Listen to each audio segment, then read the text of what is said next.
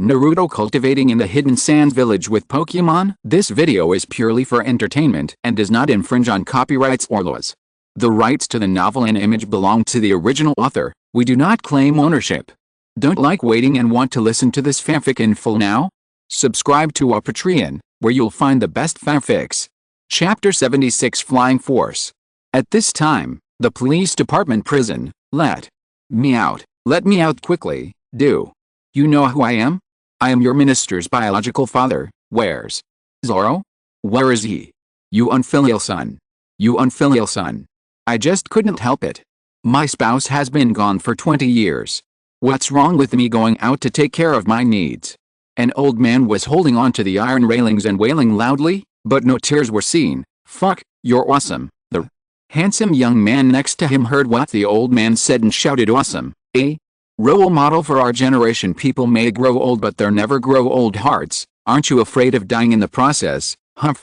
Young man, you don't understand. People, all they want in life is to be free and easy. Everything is illusory. You can't bring it with you when you are born, and you can't take it with you when you die. If I don't enjoy it now, I will never have the chance again. The old man began to impart his experience with the tone of someone who had experienced it. I'm grateful for your advice. The young man clasped his fists to express his admiration. Why were you arrested? I found a rich lady. She told me she was single and promised to be with me forever. I didn't expect she was married with kids. The young man was secretly sad and accused the bad woman of cheating on him. What? I didn't realize you were still a love-brained person. No, I love her, but I love her money more. But her husband is suing now to get the money back. How can I afford it? I've already spent it all. The young man burst into tears, and everyone in the cell looked at him with strange eyes. Sure enough, the forest is really big and there are all kinds of birds. Haha, a gold digger. The old man took 2 steps to the side, ashamed to be with the young man. Youth, you still look down on me?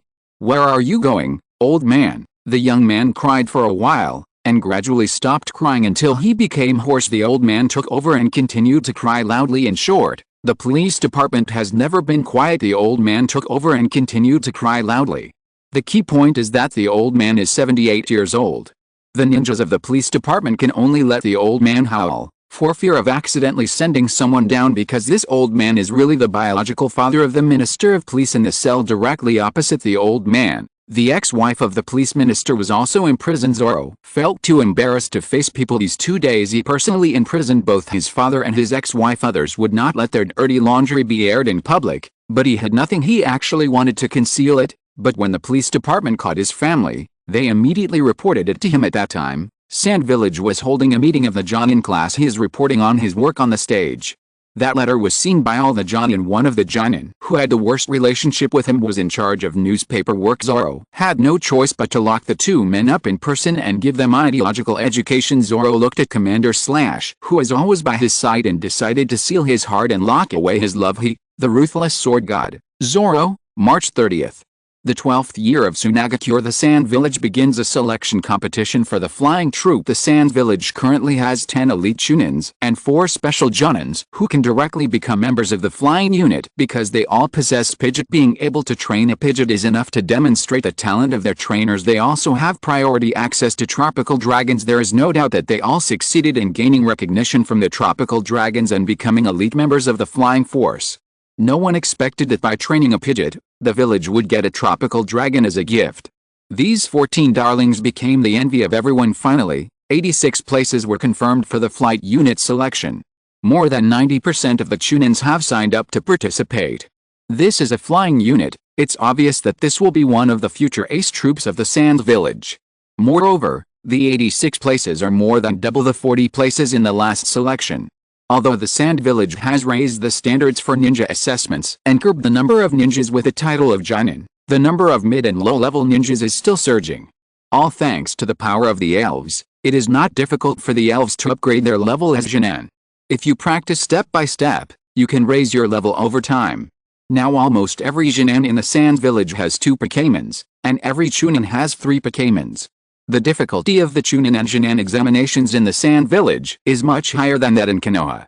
The number of Jonin in the Sand Village has still reached more than 9,000, and the number of Chunin has reached more than, this time, 8,200 shunins and 16 special jonin signed up to participate. No jonin participated in this selection. The senior ninjas are lining up to ask for leave and go to the bear country to capture purple quality elves. Most jonin only have one purple quality Pokemon, and some jonin don't even have one. The sooner you ask for leave, the greater your chance of catching a purple quality Pokemon. The jonin class held a meeting the day before yesterday.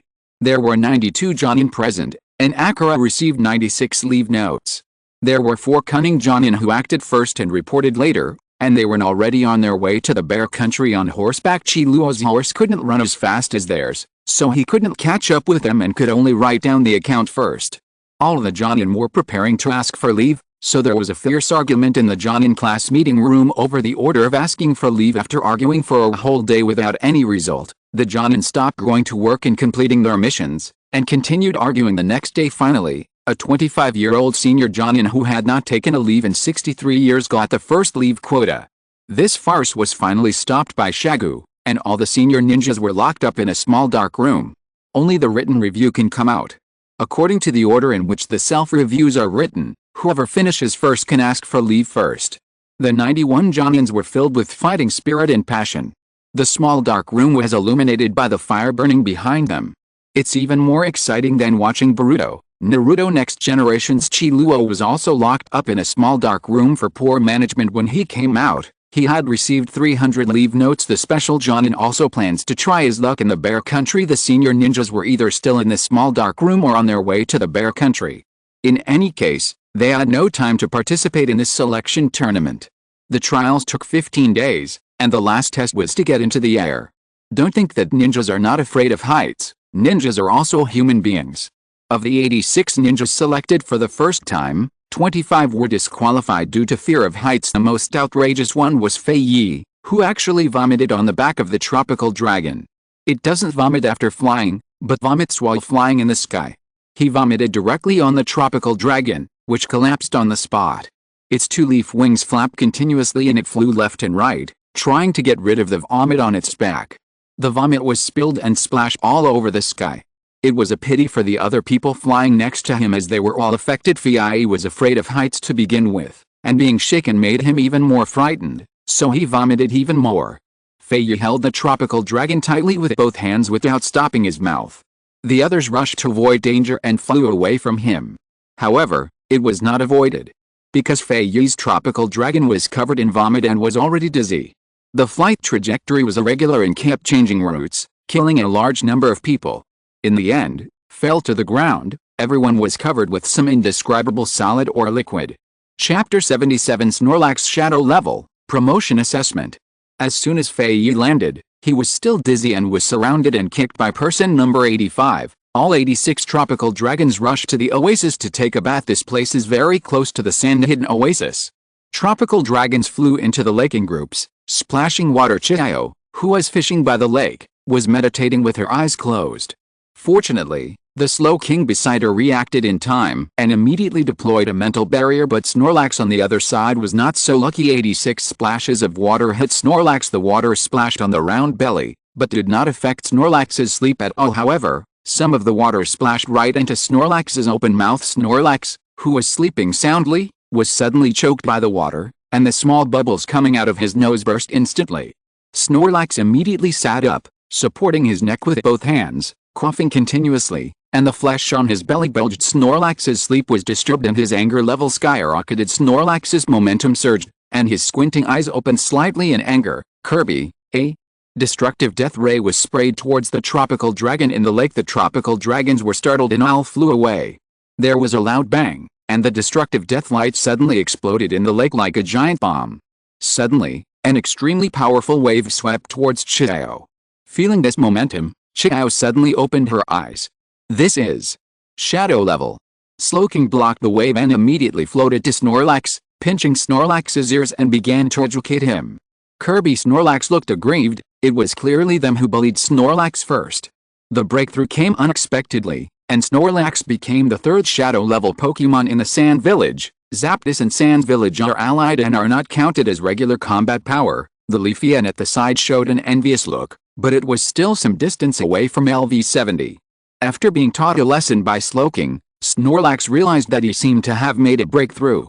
The sky cleared up, the rain stopped, and Snorlax happily lay down, scratched his face with his hand, and fell asleep in a second.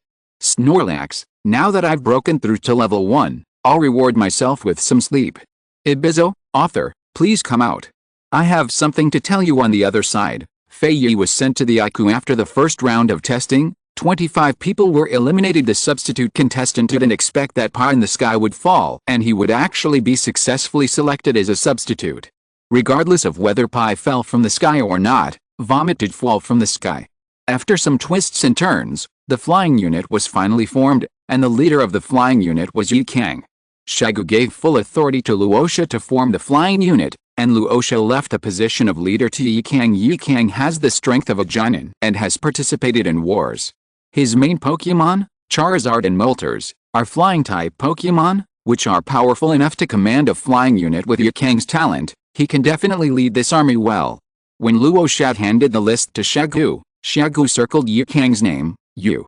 Our still reserved ninjas, not even Jinan, Nani, Luo Sha, who skipped classes every day, finally realized that he was still a student of the ninja school. You still have to go through the process.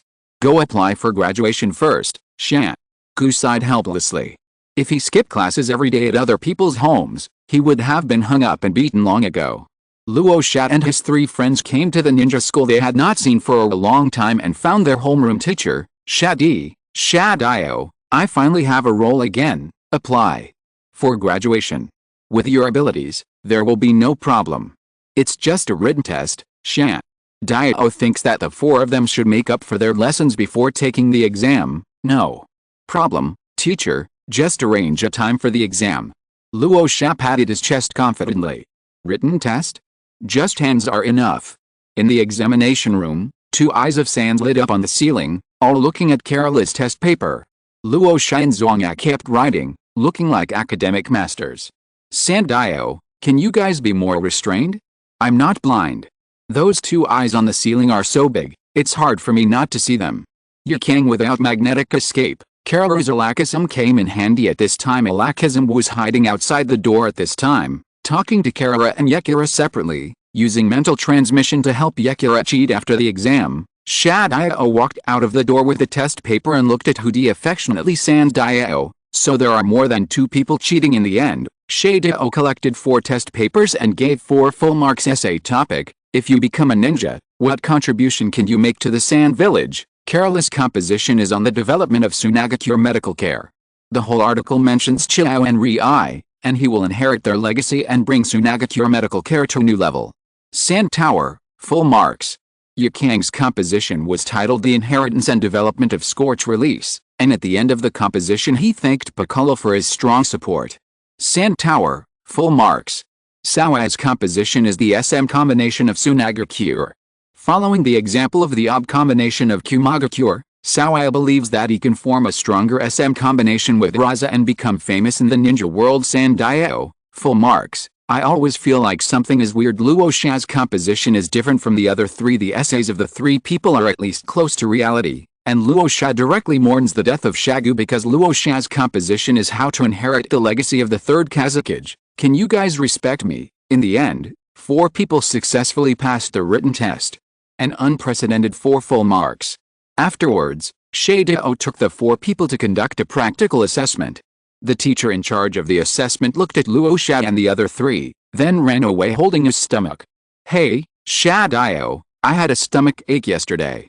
Can you hold it for me and test them for me?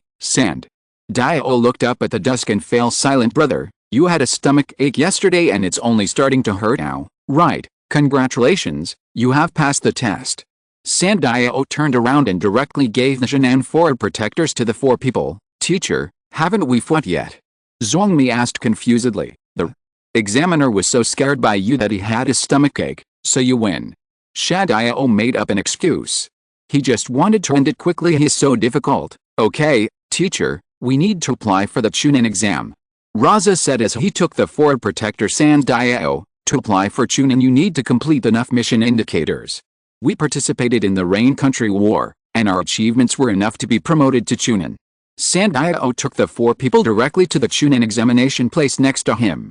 The teacher in charge of the Chunin exams panicked when he saw the 5 people coming this way. "Oh, my cousin's aunt's son's uncle's nephew is going to give birth today. I have to go over and help. Shadao, please help me hold it up first and test them for me." Shadao. Men can also give birth to children? That's even more ridiculous than the reason given by the previous person. Sandao was too tired to complain, so he turned around and gave the Chunin forward protector to the 4 people: Luo Sha, Yi, Kang, Jia. Are you Zhuang? Yeah, it's so simple. The 4 of them took the forward protectors, and suddenly a strong wind blew, and the sand tower disappeared, the kind where you can't even see the taillights. Chapter 78 Shinan Trainer, Jonin Elf. By the way, what are the arrangements for our instructor? Jialuo said helplessly as he looked at Shadao's back as he ran away. Who? In the sand village can guide us now? Xiao I'm now the 4th most important person in the sand village. Xiao was having a Chunyabiao episode, with his hands on his hips and a smug look on his face. Zhuangmi and Chongming get along better and better. Chongming has a good temper and lets Zhuangmi do whatever he wants. Xiao was able to maintain his half-tailed beast state for a long time, and had completely entered the cage level. Every cage level warrior has a trump card. Xiao's trump cards are the giant god soldier and the tailed beast ball. Under normal circumstances, Xiao has the combat power of an early cage level, and the giant god soldier can temporarily raise Xiao's combat power to the late cage level. In addition to Xiao, Rasa also became a cage level powerhouse. Luo Sha has a 10% increase in the power of his 6 main Pokémons. After all 6 Pokémons have learned the Sage mode, Luo Sha's true combat power has reached the Shadow level. As the true core of the Sandstorm team, Luo Sha can temporarily raise his combat power to the late Shadow level by activating the Giant God Soldier. The Sand Village is no weaker than Konoha. Shagu is a powerful late-stage cage level warrior, and his strength reaches the peak of cage level in the Giant God Soldier state. Xiao is also a powerful late-stage cage, but she is a little biased. As a puppeteer, she has a fragile body and is notoriously weak in close combat, but with Slowking, Snorlax and Leafeon, Xiao's shortcomings are made up. After becoming a perfect Jinchuriki, Bunfuku has the combat power of a late cage level. However, even if you chant sutras every day without any combat experience, you may not be able to defeat Luo Sha and Xiao in actual combat. The current ranking of cage level combat power in the Sand Village is Sego, Xiao, Rasa, Xiao, Fubuku. We are all fully qualified to be instructors. Nagato and the others will be enrolled next year. When they graduate, I will be their instructor. Luo Sha suddenly became addicted to being a teacher. Being a brother or something like that didn't seem as exciting as being a teacher. Luo Sha decided to follow Jiraiya's example and accept 3 people as his disciples. It seemed like a good idea to play a prank on the 3 little ones. Never mind the instructor, let's go to Kazekage-sama and apply to become a special Jonin. Yukang couldn't wait to pull Luo Sha and Karula towards the Kazekage building. Hey, wait for me. Xiao is still fantasizing about the beautiful scene in the future where he becomes the assistant of the Kazekage and the SM group surpasses the OB group. When he came to his senses, the 3 people had already disappeared, and Zongyat hurriedly chased after them. Rasa, with your strength, becoming a special Jonin will be no problem. As long as one reaches the level of a Jonin in some aspect and passes the assessment, one can be promoted to a special Jonin. Shagu waved his hand, directly approved the applications of the 4 people, and handed the forward protectors to them. In just one day, they obtained 3 levels of forward protectors, and the upgrade the speed of the 4 people was comparable to a rocket. Next, tell me about your written test. Shagu suddenly became serious, turned the iron sand into a stick and held it in his hand. Oh, master, calm down, calm down. Luo Sha hid behind Karula and hurriedly advised. Karula covered her mouth and laughed, following Luo Sha's steps so that Shagu could not pass her. A scene of loving father and filial son unfolded in the office. With the cooperation of 3 teammates, Luo Sha perfectly avoided all attacks. The screen was full of mist, but Luo Sha didn't lose a single hair. The 2 didn't stop chasing until Nami arrived at the Kazekage's office. Jengar poked his little head out from the shadows and made an okay gesture to Luo Sha. It turned out that Jengar saw that the situation was not right, so he ran to Nami's office and pulled Nami over. When Shagu heard the knock on the door, he quickly sat back in his chair and assumed the wind shadow stance. Nami came in with tea, exchanged glances with Luo Sha for a moment, understood what he meant, and sat on the sofa to start chatting. Shagu looked at this scene helplessly, and then thought of so many children at home. Family status 1, 1, 1, 1, 1. Master, are we now qualified to apply to become a Jonin? Luo Sha thought that since he was already here, he might as well see if he could get the Jonin Forward Protector as well, wear the 4 Forward Protectors in turn. If you want to pretend to be a pig and eat the tiger, wear the Jonin Forward Protector. If you want to show off, wear the Jonin Forward Protector. 2. Become a Jonin, you need to complete at least 10 S rank missions and 100 A rank missions, but there is another way to advance. You can choose to complete 2 Super S level tasks or 20 S level tasks. Shagu flipped through the information of the 4 people and fell silent. Luo Sha, Super S level 5 times, S level 6 times, A level 12 times, B level 72 times, C level 0 times, D level 0 times. Capturing Nanabe, the Rain Country War, taming Zapdos, defeating Madara, convincing Kokuzu. Luo Sha has completed 5 Super S level tasks that are linked to the Shadow level. The other missions were about the establishment of habitats, and Luo Sha had a share of credit for them. Zhongya and his 2 companions also completed 2 Super S level tasks. The 4 of them have met the requirements for promotion to Jonin, but 4 10-year-old Jonin suddenly appeared. Rosa, you will be promoted to Jonin first and serve as the instructor of this team. You still need to hone your skills for a few more years. It may not be a good thing to be promoted too early. Rasa has already become famous in the ninja world, so his promotion to Jonin will not be conspicuous. It just so happens that Rasa serves as the instructor, which meets the quota of 4 people in the ninja team. At the next Jonin class meeting, your application will need to be voted on by the Jonin. Shagu rubbed his temple helplessly, and for the first time he felt a genius's too many troubles. Unoki, you better be okay. No problem. Luo Sha is not worried about the vote of the Jonin class at all. How could it be possible for his class to be blocked? On Chi Luo's side, when he got Luo Sha's application form, he showed the expression of an old man on the subway. Didn't he get promoted to Special Jonin today? Akira was too tired to complain. It took him 5 years to be promoted to Jonin. The Jonin class meeting was held 5 days later, and the result of Rasa's promotion was soon announced. There were 82 Jonin present at the meeting, and ultimately 81 voted in favor and 1 voted against. After Luo Sha got the Jonin Forward Protector, he tied it to the corner of Rayquaza, and gave the special Jonin Forward Protector to Bangila. Rasa himself wore a Jonin Forward Protector. The Jonin Rasa, the Jonin Rayquaza sits on the Jinsen. Xiao Ai and the other 2 followed suit and put the Jonin Forward Protectors on their heads, especially giving the Jonin Forward Protector to the main elf. Boscadora happily tied the Forward Protector on his arm, patted Xiao Ai, and looked relieved. Karuo, Ami, you have finally grown up. After understanding what Boscadora said, Xiao Ai fell headfirst. Dabeo, are you kidding me? I was the one who raised you. Zhongya protested strongly, defending his authority as a trainer. Kadu. But I am an adult and you are still a child. Zhongya squatted in the corner and drew circles. Dark clouds passed over his head and it started to rain. The Frog King who passed by helped Zhongya add special effects and watched the scene with satisfaction.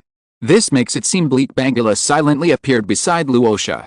It agreed with Boscadora's words and gently touched Luo Sha with its tail. Bangila, you can't learn from them. Do you remember when you were a kid? I had a photo stone. Luo Sha immediately understood what Bangila meant and took out a box of photo stones, which contained all the dark history of the Kira period. Bangila immediately became obedient. It just wanted to be the boss.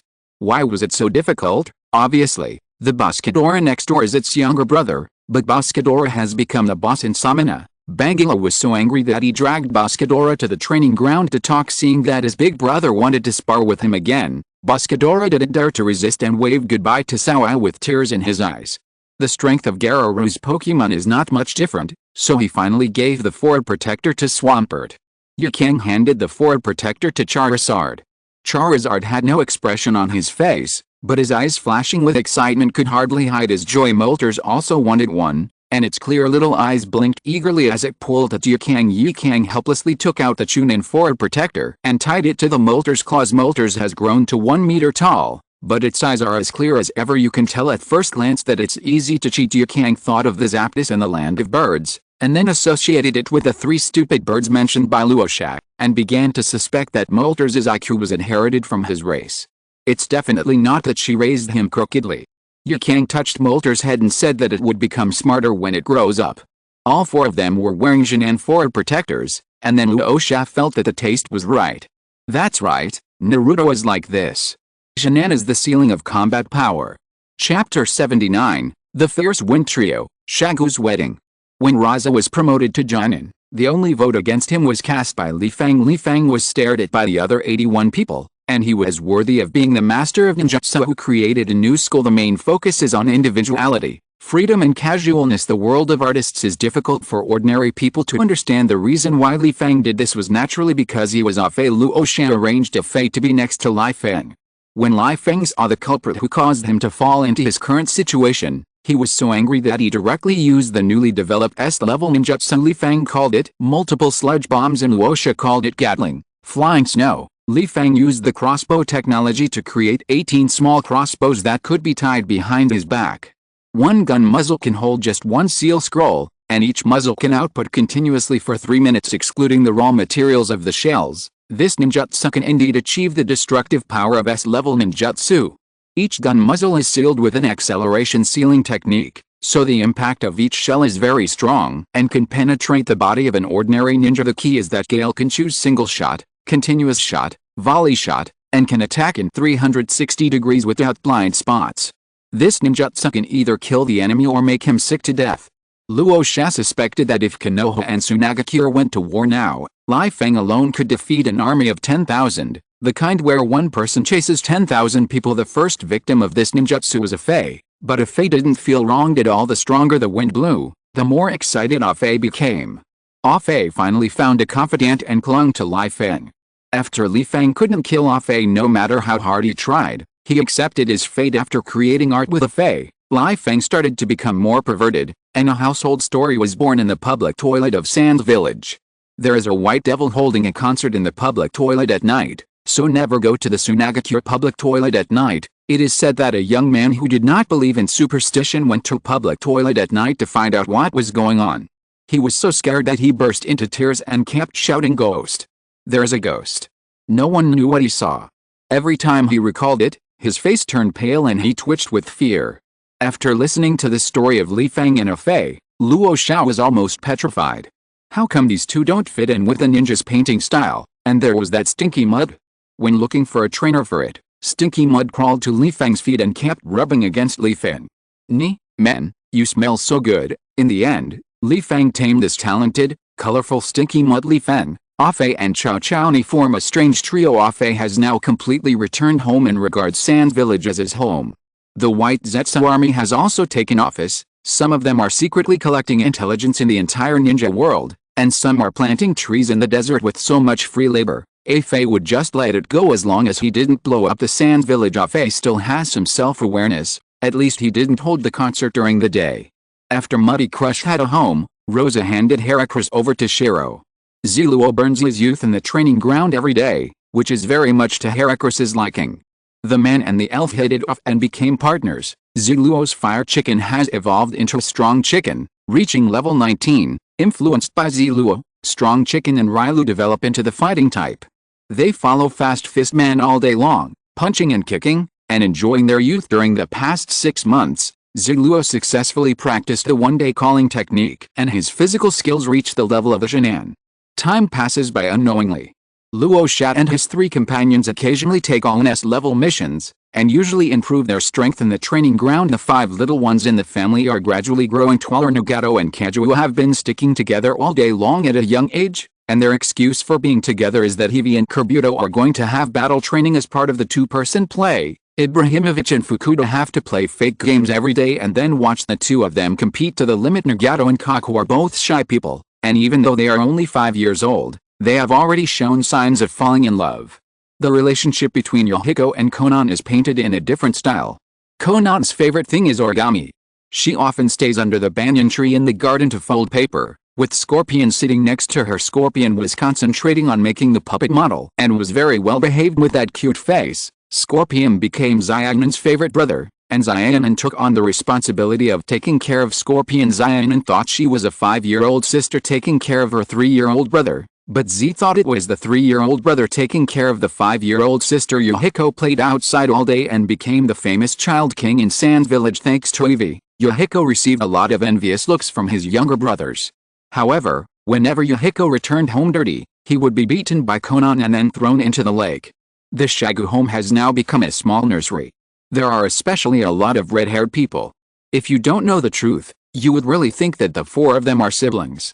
The most handsome one is naturally Luo Sha, and the cutest one is Z.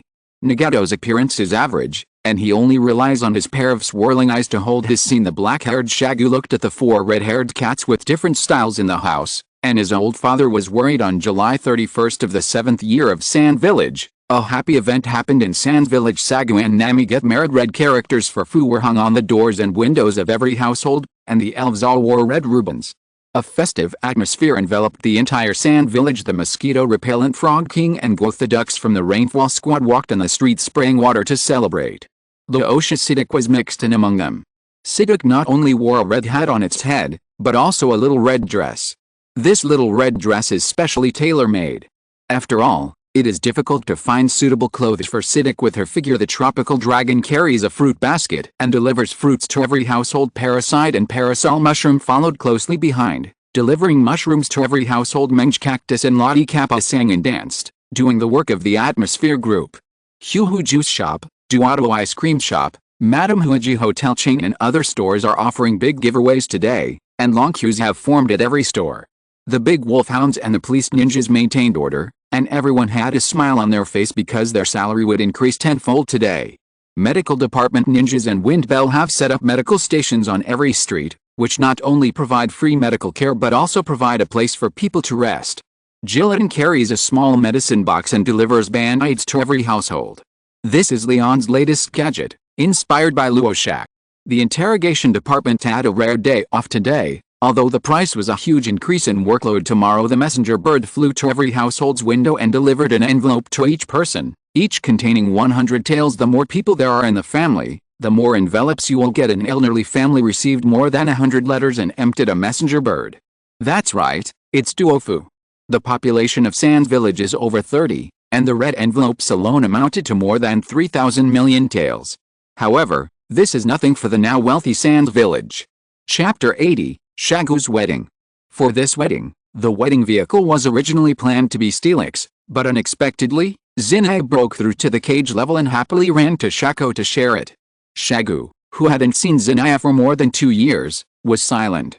He was about to forget about the old fellow. Ever since he got Steelix, he has become less and less concerned about Xiao, especially since Xiao has a bad temper, unlike Steelix, who is handsome and has a good temper, and is stronger than Xiao. In order to break through to the shadow level, Xiao secluded himself and practiced hard for so long, but he didn't expect that he would fall out of favor as soon as he came out. Sir, it's time to eat feces.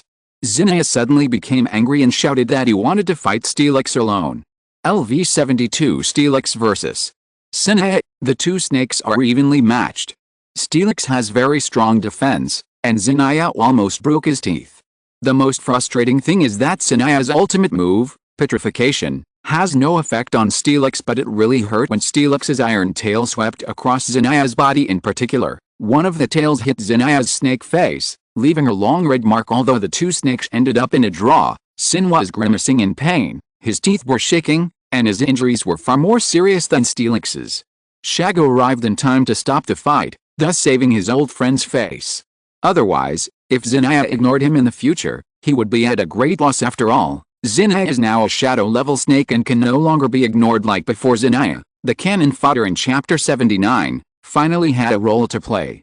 He snorted proudly, not wanting to pay any attention to Shagu, and went back to Longdi Cave through spiritualism. On the day of Shagu's wedding, Xiao ran back to the Sand Village and became Shagu's wedding car. Steelix was relieved and happily gave him seat to Xiao. Xiao, how is it better than me? It's made of steel, not like a snake at all. Get out of the way and give you a little snake shock. Xiao had a red scarf tied around her neck and a red ribbon tied around her tail. She held her head high and crawled to the front of the wedding procession. Shagu stood on Xiao's head. The wedding procession circled the Sand Village before arriving at Nami's house. Nami was alone, and when she saw Shagu coming, she couldn't wait to jump into Shagu's arms. Xiao, MMP. I haven't seen you for more than 2 years. Not only did you find another snake behind my back, you even got a wife?" The wedding procession marched towards the Sunagakure Square, which was already full of guests and had over 100 banquet tables. The wedding of the Kazekage was a big event in the ninja world. The Sand Village sent out invitations to all the major ninja villages, and each ninja village sent representatives to attend the ceremony. Foreign Minister Zhang Yu personally received representatives from various ninja villages, and everyone sat at the same table. Seeing the thriving atmosphere of the Sand Village, the representatives of other ninja villages felt like they were sitting on pins and needles, as if there was a fishbone stuck in their throats and a thorn in their backs too strong. The representative of the Iwagakure village is Xiao. Xiao thinks of his own elf army and feels that life is hopeless. All he wants is to retire. Anoki, don't even think about it. The representative of Konoha village is Jiraiya, who tries his best to maintain a calm expression. No matter how big his heart is, he can't help but worry about Konoha. Can Konoha still defeat the Sand Village? The Hidden Cloud Village actually sent out this generation's Irabi as the Eight-Tails Jinchuriki. Irabi's eyes would occasionally glance at Fubuku and Sao as Zhongyu was still toasting happily and didn't notice at all. Of course, his glass was filled with juice. Fenfu seemed to sense something. He looked up and his eyes met with Irabi's. The two looked at each other affectionately. Sensing the strange emotion in Irabi's eyes, Fenfu sat upright, closed his eyes and chanted, "Finfuku, what a mistake. I didn't expect that the Eight-Tails Jinchuriki of Kumagakure is a Brakaback Mountain Irabi. I didn't expect that the Jinchuriki of the Sand Village is so stable. This is completely different from the intelligence." The two had a perfect misunderstanding, which made Fenfu stay away from Irabi. Finfuku is Shukaku's Jinchuriki, and the Sand Village has never hidden Finfuku's identity. But what about that little brat over there? When he thought of the missing 7 tails in Tokigakure village, Irabi had guessed it almost exactly. The representative from the Hidden Mist village is the master, and the unity of the Sunagakure makes the master feel uncomfortable. Because the war was temporarily suspended, internal conflicts in the Hidden Mist village intensified again, with small-scale fights occurring every day. Everyone in the Hidden Mist village is a phantom god fighting among themselves, and the master is really powerless. The representative of the big ninja village was worried, while the representative of the small ninja village looked happy. The representatives of the small ninja village didn't think so much at all. They knew they couldn't beat them, so they just had to lick them. Konoha village's die-hard followers, Kusagakure village, Yugakure village and the new follower Tokigakure village were relatively restrained, and representatives from each village sat next to Jiraiya. The representatives from the Hidden Bird village and the Hidden Star village were the village leaders. Guanjun and Engsing praised them to everyone they met, even the 2 tables in the interrogation department. The ninjas from the interrogation department were placed in a corner, for fear that their strange laughter would scare away the guests. However, the interrogation department arranged in the corner was even more frightening. The rows of eyes behind them, shining red in the shadows, were inconsistent with the overall style of the painting. Guanjun and Engsing were the only 2 who dared to toast them, and they were treated with the highest courtesy by the ninjas of the interrogation department. The neutral representatives of the Hidden Rain village, the Hidden Snow village, and the Hidden Artisan village sat in their seats and smiled throughout, trying their best not to offend either side. Queen Anna of Lalin also came to the wedding with Sarah. Sarah will stay in the Sand Village after today and attend the ninja school. The daimyo of the Wind Country also sent people to congratulate him and presented a gift of 10 billion taels. In the world of Naruto, there is a one country one village system, where the daimyo is responsible for politics and people's livelihood, and the Kage is responsible for military expansion. In theory, the canonization of a Kage requires the approval of the daimyo, and the Kage is half a level lower than the daimyo. In fact, the daimyo who had no fighting power needed the protection of ninjas, and the country also needed the protection of ninjas. Under normal circumstances, the daimyo would not offend the shadow. In the original work, the Sand Village was in a slump, and the daimyo of the Wind Country knew that there was no hope of expansion, so he simply let the Sand Village go. The reason why the daimyo of Wind Country dared to do this was because the land of Wind Country was worthless and other ninja villages had no interest in invading Wind Country. Since the Wind Country has no ability to expand and will not be invaded, the Sand Village has become dispensable. The daimyo of the land of Wind abandoned the Sand Village, and the Fourth Kazekage could only work hard in the mines to dig for gold to provide a living for all the ninjas in the village. Today the situation is polarized. The Sand Village is poised to become the #1 ninja village, and has even seized the river country. The sand village is self-sufficient and can maintain its operations even without funds. The daimyo of the Wind Country was afraid that the sand village would abandon him, so he began to shamelessly send people to flatter the sand village. Daimyo himself will not take the blame, that would be too humiliating.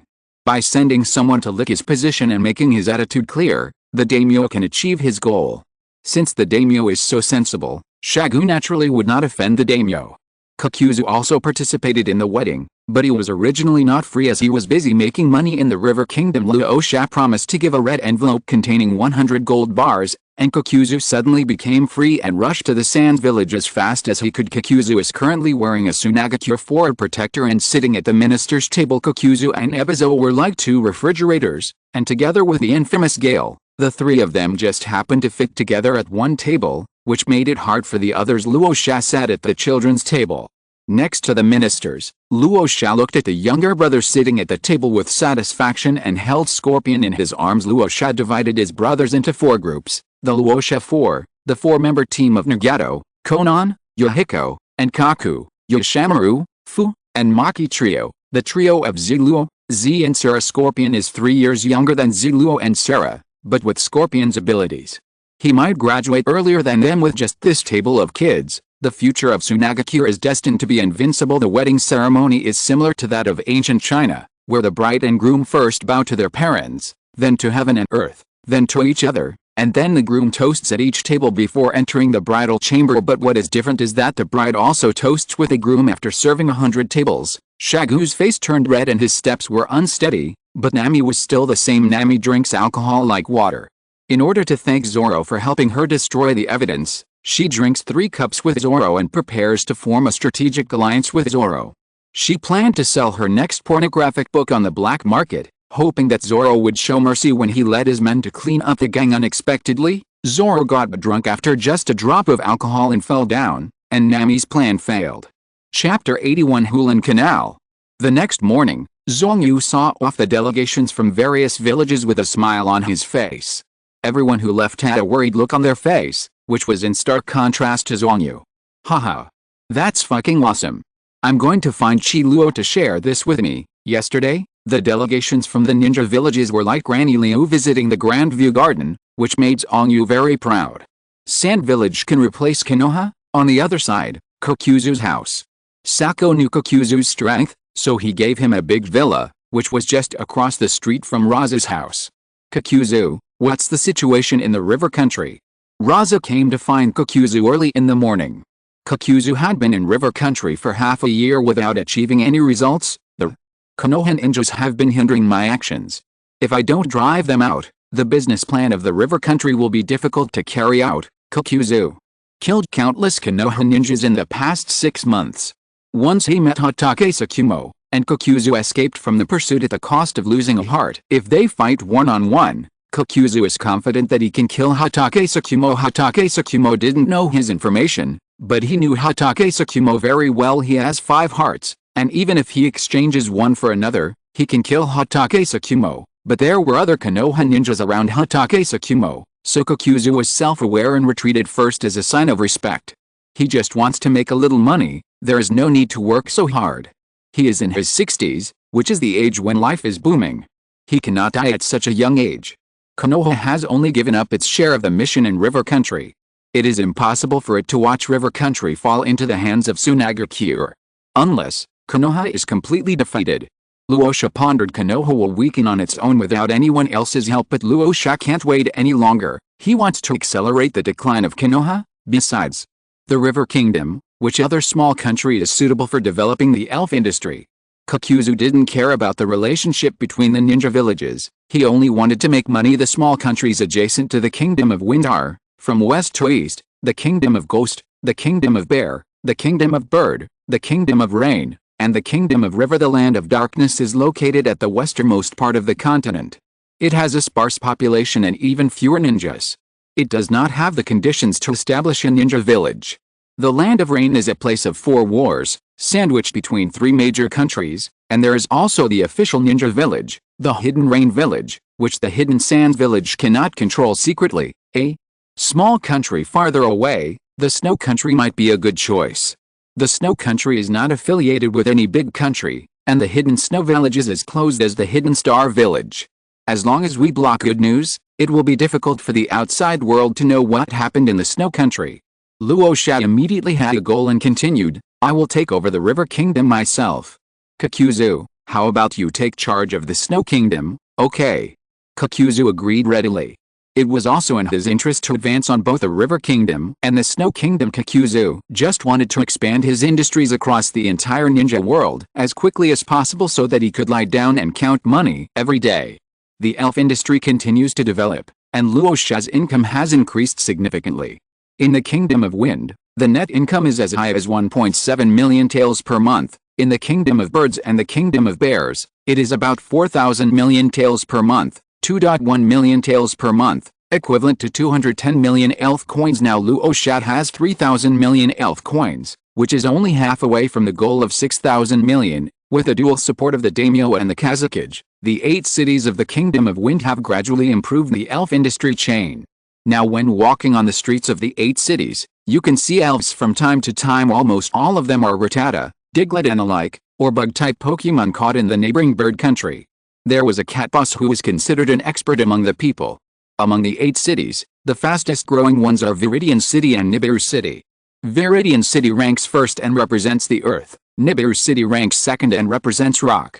Hulan City followed closely behind and became the third city, with a trend of catching up with Nibi City. The canal in Hulan City was completed a month ago, and Luo Sha directly placed 2 blue habitats into the canal. The habitat of the Hulan Canal is divided according to the length of the river, that is, 2 sections. Luo Sha was named Xiao Ai River Section and Lana River Section respectively. The strongest Pokemon in the Xiao Ai River Section is LV62 Golduck, and the strongest Pokemon in the Lana River Section is LV61 Frogger. Now you can see water Pokemons in the canal from time to time, including Psyduck, Poliwag, Crab, Goldfish, Marilu, Whoop, and so on. After a year, a new habitat finally appeared in the Land of Wind. The Sand Ninjas were extremely excited, and many of them came with fishing rods to catch Pokemon.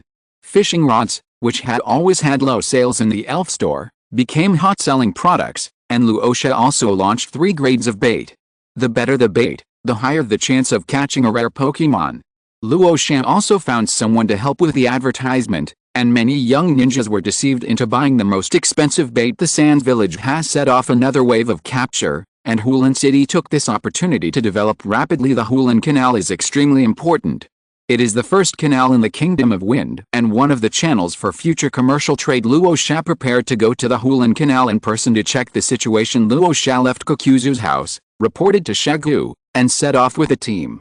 It took them 2 days to arrive in Hulan City. Hulan City is blessed with unique advantages in developing its water system, and all the fishing boys in Hulan City are cultivating water elves. Luo Sha believes that sooner or later there will be a talented fishing boy who will become a strong man through Pokemon. Currently, the Hulan Canal is open to trade, but only a few ships are traveling on the canal. The daimyo of the river country favors Konoha and is not interested in the Sand Village. The source of the Hulan Canal is in the river country.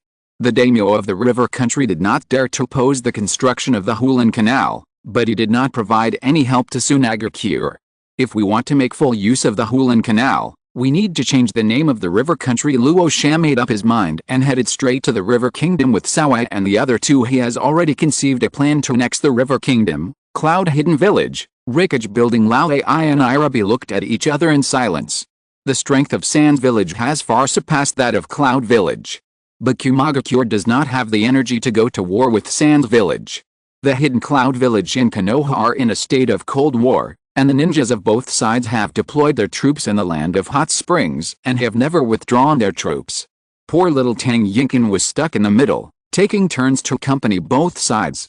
It's a pity that no one cares about the feelings of Tangayan Village. Spread the news about Nanao, and do it secretly so as not to be discovered. Luo Ai made the decision that even if they had to fight, they had to drag Iwagakure and Karigakure into the water within 3 days. The news that Sunagakure had snatched the 7 tails spread everywhere and everyone knew about it. The foreign ministries of the 4 major ninja villages sent a note to Sunagakure, requiring Sunagakure to return the 7 tails to Takigakure. The leader of Takigakure village, Shigaraki, ran to Konoha to complain. Konoha and Takigakure reached some kind of agreement, and Shigaraki publicly condemned the unjust actions of the Sand Village internationally. Shibuya is like Ukraine's SYNOPSIS, with his full acting talent, trying to gain support from more countries internationally. Sunagakure was not on the right to begin with, and its public opinion situation was even worse than that of Konoha. Sunagakure refused the call and said in a tough tone, "If you have the guts, then start a war. If you don't, keep talking." If you're listening to this novel on a channel other than Fanfic World, it means they downloaded and uploaded it without effort. We cordially invite you to visit our channel, Mundo Fanfic Novelists. There you'll find the original version of this story, and you can explore many other novels of various genres. We're waiting for you to immerse yourself in a world of incredible novels. Chapter 82 River and Sea Habitats, River God Cult. The Sand Village is no longer the Sand Village of the past. The current Sand Village can fight 7 alone. Kumagakure is too far away from Sunagakure and too close to Konoha. The long supply lines and threats from neighbors meant that Kumagakure was in no position to attack Sunagakure. The internal situation of Kurigakure is in chaos, and Kurigakure is powerless to fight against Sunagakure. The only ones who can really fight against Sunagakure are Iwagakure and Konoha. In order to fight against Sunagakure, Sarutobi Hiruzen and Xiao Ai reached a consensus, and both sides signed a withdrawal agreement, and the confrontation in the Land of Hot Springs ended.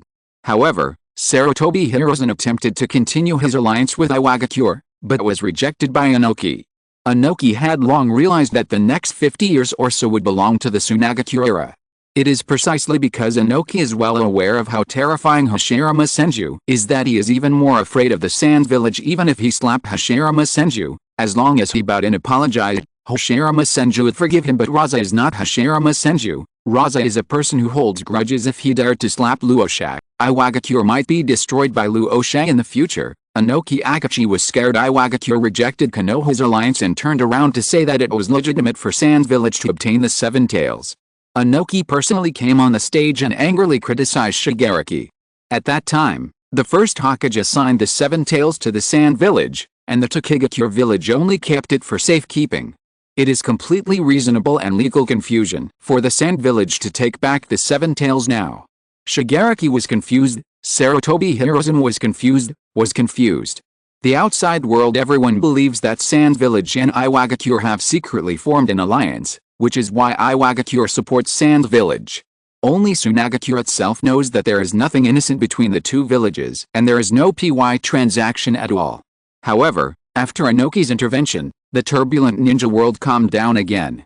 Shibuya didn't dare to jump anymore, Sarutobi Hiruzen didn't dare to start a fight anymore, Danzo Shimaru was disappointed, and began to perform the regret drama with Sarutobi Hiruzen. Everyday old AI could only worry and kept writing letters to urge Sarutobi Hiruzen to start the war quickly. Xiao Ai, you are so nagging, are you still a man? Come on, if you don't hit Sunagakure, I will hit you. Sarutobi Hiruzen, Shimaru Danzo, Hiruzen, Kumagakure dares to jump on Konoha's head, what are you waiting for? Send troops to kill him. Sarutobi Hiruzen, Danzo, I am the Hokage. Danzo Shimaru was eager for Konoha and Kumagakure to go to war.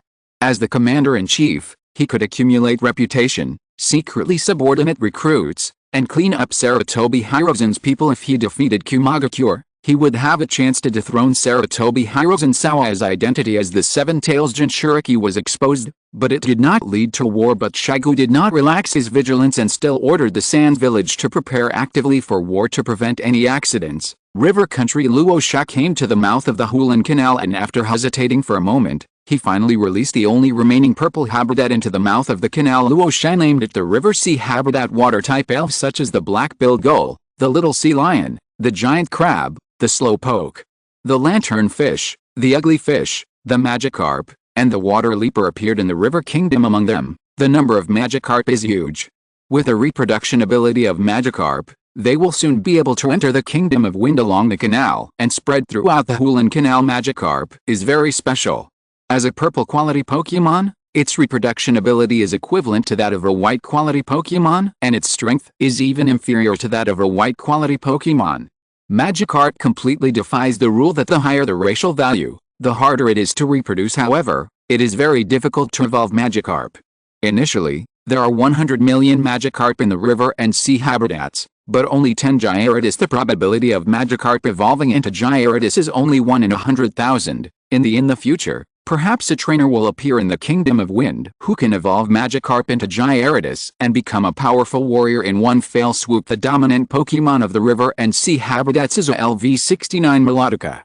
Melodica is known as the most beautiful Pokemon. The scales on its tail are like inlaid with countless gems, shining with colorful light. When the sun shines, the scales reflect colorful light, which is dreamy and extremely gorgeous. Under Luo Sha's manipulation, the story of Melodic has been circulating in the River Kingdom in the past 2 months. Minas is the protector of the River Kingdom and the incarnation of the river goddess on Earth. It can quell conflicts and bring peace and tranquility to the River Kingdom. The people in the Naruto world are superstitious. As the story spreads more and more widely, most of the people in the river country have already believed it. Afterwards, the river god cult was established, and the Sand Village ninjas who possessed water-type Pokemon were sent to the River Kingdom first. Nami was among them. After hearing about Melodica, Nami couldn't control her restless heart. She stopped writing pornographic books and going on her honeymoon. She volunteered to come to the River Kingdom, leaving Shagu alone in her empty room. With the help of Rasa, Nami easily conquered Melodic, and the Rainy Day team added a new main force. The river god cult is divided into 7 levels: Pope, Archbishop, Bishop, Priest, Monk, and Believers. The Pope is the spokesperson of the river goddess on Earth, and Luo Sha entrusted this important task to Nami. Nami was drafted by Rasa and stayed in the River Kingdom to serve as the Supreme Pope. Nami was happy, Luo Sha was happy, but Shagu was the only one who was unhappy. Nami's first book had been sealed, and the second one was stillborn, so she started a new book called The Goddess's Favor, which tells the story of an ordinary man who gained the protection of the river goddess and became a great killer in the ninja world. There are also various plots that shock the whole family. Readers all say it is good, and netizens also say it is good. The key is that the River Kingdom officials dare not ban this book, so Nami can display her talent unscrupulously. In order to facilitate her writing of books, Nami also established a newspaper, Haydang Literary Magazine, which became popular in the River Kingdom within less than a month of its founding. Nami is no longer interested in the sand and is ready to stay in the River Kingdom as Pope Shagu. Damn it! Give me back my wife. If the Pope gives up, who will be in charge of the river god sect? Luo Sha didn't have time to manage it specifically, so all the affairs of the river god cult were handed over to Changjuro. Nami is happily staying in the church writing books, while Orange Juro is miserable running around the River Kingdom. As Mingji's apprentice, Changjuro has full management skills. According to Luo Sha's orders, he runs the river god cult prosperously. In just 1 month, the river god cult captured the faith of 70% of the people in the River Kingdom. It's not that the teachings of the river god cult are brainwashing, but that joining the river god cult can bring practical benefits to the people. The River Kingdom's production was backward, and many civilians wore coarse linen clothes full of patches, or even had nothing to cover their bodies. However, the River Kingdom's production was backward, and many civilians wore coarse linen clothes full of patches, or even had nothing to cover their bodies. God cult allowed civilians to dress decently. The river god cult started a cooperation with the Tolregi village to sell silk clothing at low prices. The silk spun by bug-type Pokemon is of better quality and in greater quantities, and the cost of breeding bug-type Pokemon is extremely low. With the cooperation of many officials from the land of birds, the village of Tolregi has completely taken control of the textile industry in the land of birds. Now the Irigakure village has begun to capture the market of the river country. Ashu and Guan were both talented people. They specially designed a robe for the river god cult. The Tagakashi village is working at full capacity to contribute to the development of the river god cult. The robe has a white background with blue stripes, long sleeves and a hood, and it really gives off a missionary vibe when worn. The Pope's robe has 7 blue stripes, according to the 7 degrees, and similarly, the clergy's robe has 1 blue stripe. The average price of linen clothes and pants in river country is 20 taels per piece, while the silk clothes and pants in Irigakure village are only sold at 20 taels per piece. This price directly exploded the textile market of the River Kingdom. The most expensive and rarest silk is the least valuable thing in Tagakashi village. For the Irigakure village, silk clothes cost less than hemp clothes. If the people of the river country want to buy silk clothes from the Irigakure village at a low price, there is only one prerequisite: they must wear the robes of the river god religion and become a follower of the river god religion. For the common people, it is just believing in one more god, and it won't cost them a thing. Silk clothes were snapped up by the people, and the belief in the river god cult spread rapidly. Chapter 83, The river country coup, Luo Sha becomes rich. Many weaving families suffered a sharp drop in income because of the river god cult, and they sparked a resistance against the cult. As a result, the river god cult used its trump card and gave the land for free.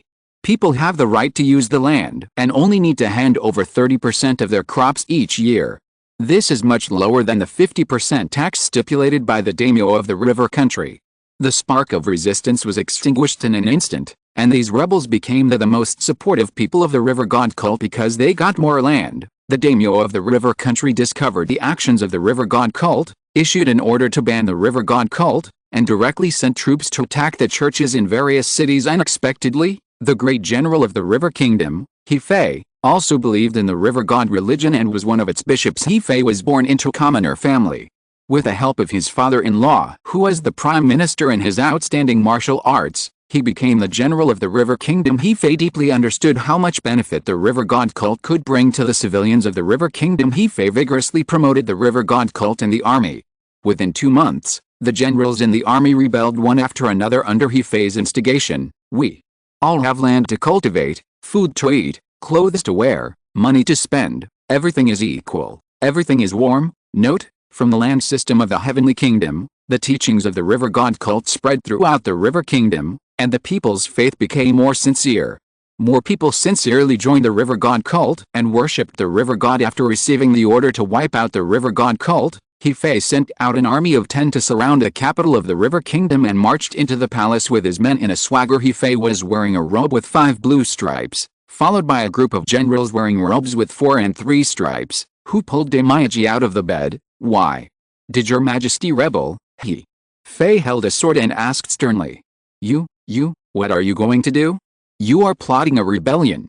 The daimyo of the river kingdom trembled like a sieve, with a sword at his neck. The freezing cold made his hair stand on end, as if death was right in front of him. I am establishing a destiny for all people. Peace will come in the hands of the river god cult, and the glory of the river goddess will shine on every corner of the river kingdom. Hefei's men exerted force, blood splattered, and the famous Mansa hut fell to the ground. This sword opened a new era for the river kingdom. At the same time, Luo Sha and Gardevoir appeared in the river kingdom palace and headed straight for the treasure house. The funds from the national treasury are needed to maintain the operation of the river kingdom, and are taken over by Hefei. However, the small treasury of the daimyo of the river country all belongs to Luo Sha. Although the river kingdom is a small country, it has a superior geographical location, is adjacent to Konoha, and has a long and narrow coastline, making the river kingdom extremely rich. Over hundreds of years of history in the river kingdom, the daimyo have passed down their wealth from generation to generation, and the accumulation of their slush funds has reached an unimaginable level. However, what made Luo Sha both sad and happy was that the daimyo's small treasury did not keep such vulgar things as silver. The small treasury was filled with antiques, calligraphy and paintings, as well as a box of land deeds. These antiques, calligraphy and paintings, if converted into silver, are worth more than 10 billion.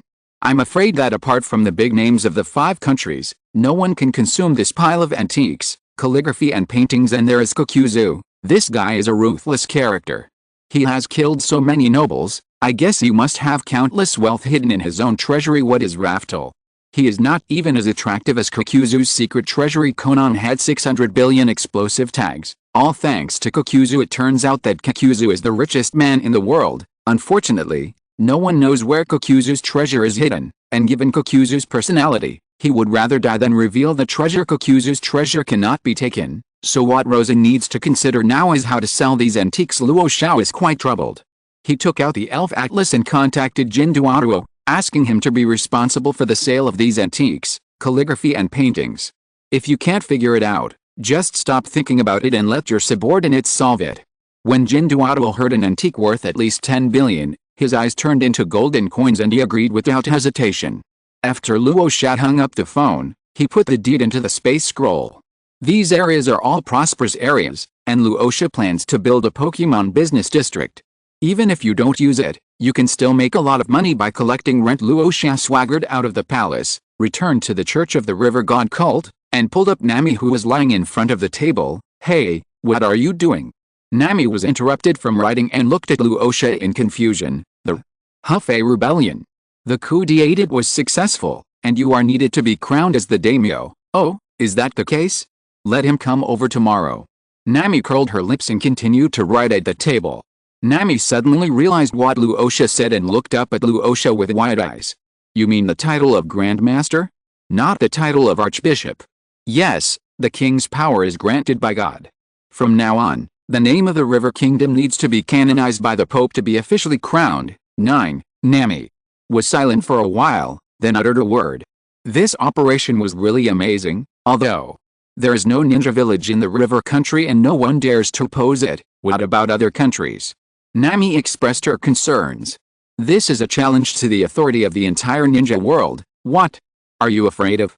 We are eager to start a war. Sunagakure needs a war to bring about a new trend in the ninja world. Luo Sha is full of confidence. With a small treasury obtained from the name of the river country, he is not far from becoming the first complete level 1 god. The appearance of Super Shadow is enough to overwhelm the ninja world. Kaguya Otsutsuki is sleeping on the moon. The Sixth Path Sage is picking his feet in the underworld, and Indra and Ashura are still a ball of chakra in the ninja world. There is no one who can fight. Okay. As long as you have a plan. Once the kingship is granted by God, the status of the river god cult will be extremely transcendent, and it must be in our hands. Nami suddenly felt that the burden of being the Pope was too heavy. She couldn't give up anymore and had to control the overall situation of the River Kingdom. The Sand Village's stronghold in the river country is a series of churches. More than 1,000 Sand Village ninjas put on church robes and transformed into missionaries of the river god religion, perfectly deceiving the ninja world. The new daimyo of the River Kingdom is none other than Hefei. The former daimyo's family has reunited underground. The River Kingdom has changed dynasties, and the river god religion has become the state religion of the River Kingdom. Hefei knew that the Sand Village was behind the river god cult, but he did not resist. As long as the people of the river country can live a better life, Hefei is willing to lead the river country to submit to Sunagakure. Besides, the river country hasn't even established a ninja village, so he has no ability to resist at all. In just 2 days, the news of the coup in the river country spread throughout the ninja world. The daimyos of various countries reacted strongly, intending to attack the new daimyo of the river country. The mainstream of the ninja world has defined the river god cult as a cult, and big and small countries have united as one, with only the Wind country remaining silent. When Shagu received information from the River Kingdom, he performed a Sichuan opera, face changing. He knew that if the matter became a big deal, he might not be able to cover for Luo Sha. Shagu ordered the Ministry of Foreign Affairs to take a month off, and all the ninjas of the Ministry of Foreign Affairs were sent to the Kingdom of Birds for vacation with confused looks on their faces. Afterwards, the Sand Village mobilized urgently to expand its military and prepare for war. The other ninja villages were shocked by Sunagakure's preparations for war and began to prepare for war as well. They couldn't figure out what was going on in Sunagakure, and only a very few people smelled something unusual. Inoki is one of them. Inoki has already guessed that the mastermind behind the river country is the Sand Village, and the river god cult is also closely related to the Sand Village. Although he had no evidence, he knew Luo Sha well enough. What Inoki cares about most now is not his wife and son, but Rasa. When he received the information that Luo Sha appeared in the river country, he confirmed his guess. This is definitely something that Luo Sha would do. Inoki sat in the Tsukikage's office, drinking tea as his mind raced, thinking about what the future of Iwagakure should be. Unless the Iwagakure village can also produce a figure like Hashirama Senju, lying down on the grass is the best choice for the Iwagakure village. Inoki decided to wait and see. After all, Rasa was only 11 years old. Since this matter concerns Iwagakure, he cannot make a bet easily. Chapter 84. What a big pot. Konoha Village, Hokage Building, Hiruzen. The river country incident must have been done by the Sand Village. The river god cult is just a cover for the Sand Village, and those missionaries are trainers. Who else could it be but the Sand Village? The Sand Village has bullied Konoha. We must go to war and teach them a lesson. Shimura. Danzo arrived before the sound and slammed the door. We have no evidence, so how can we start a war?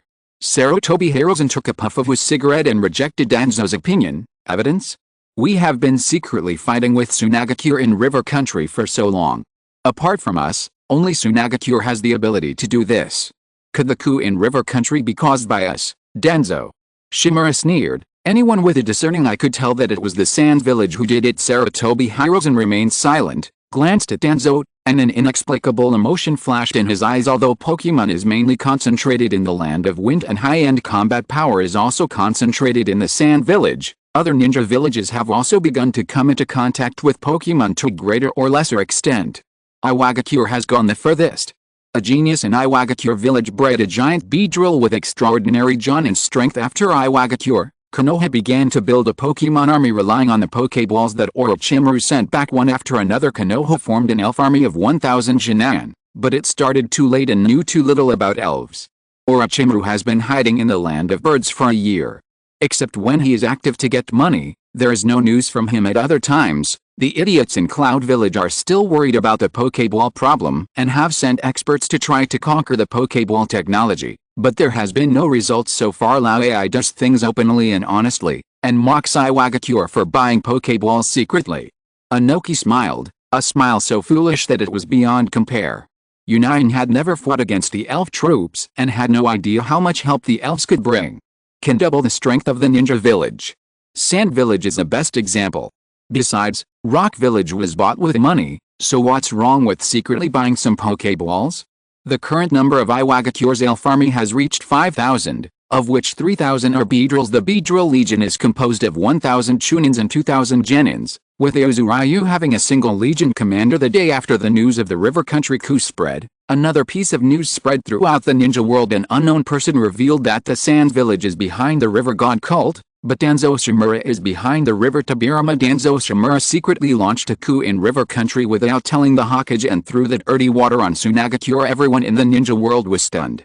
Could it be that Konoha really did it? Which little cutie is spreading the news?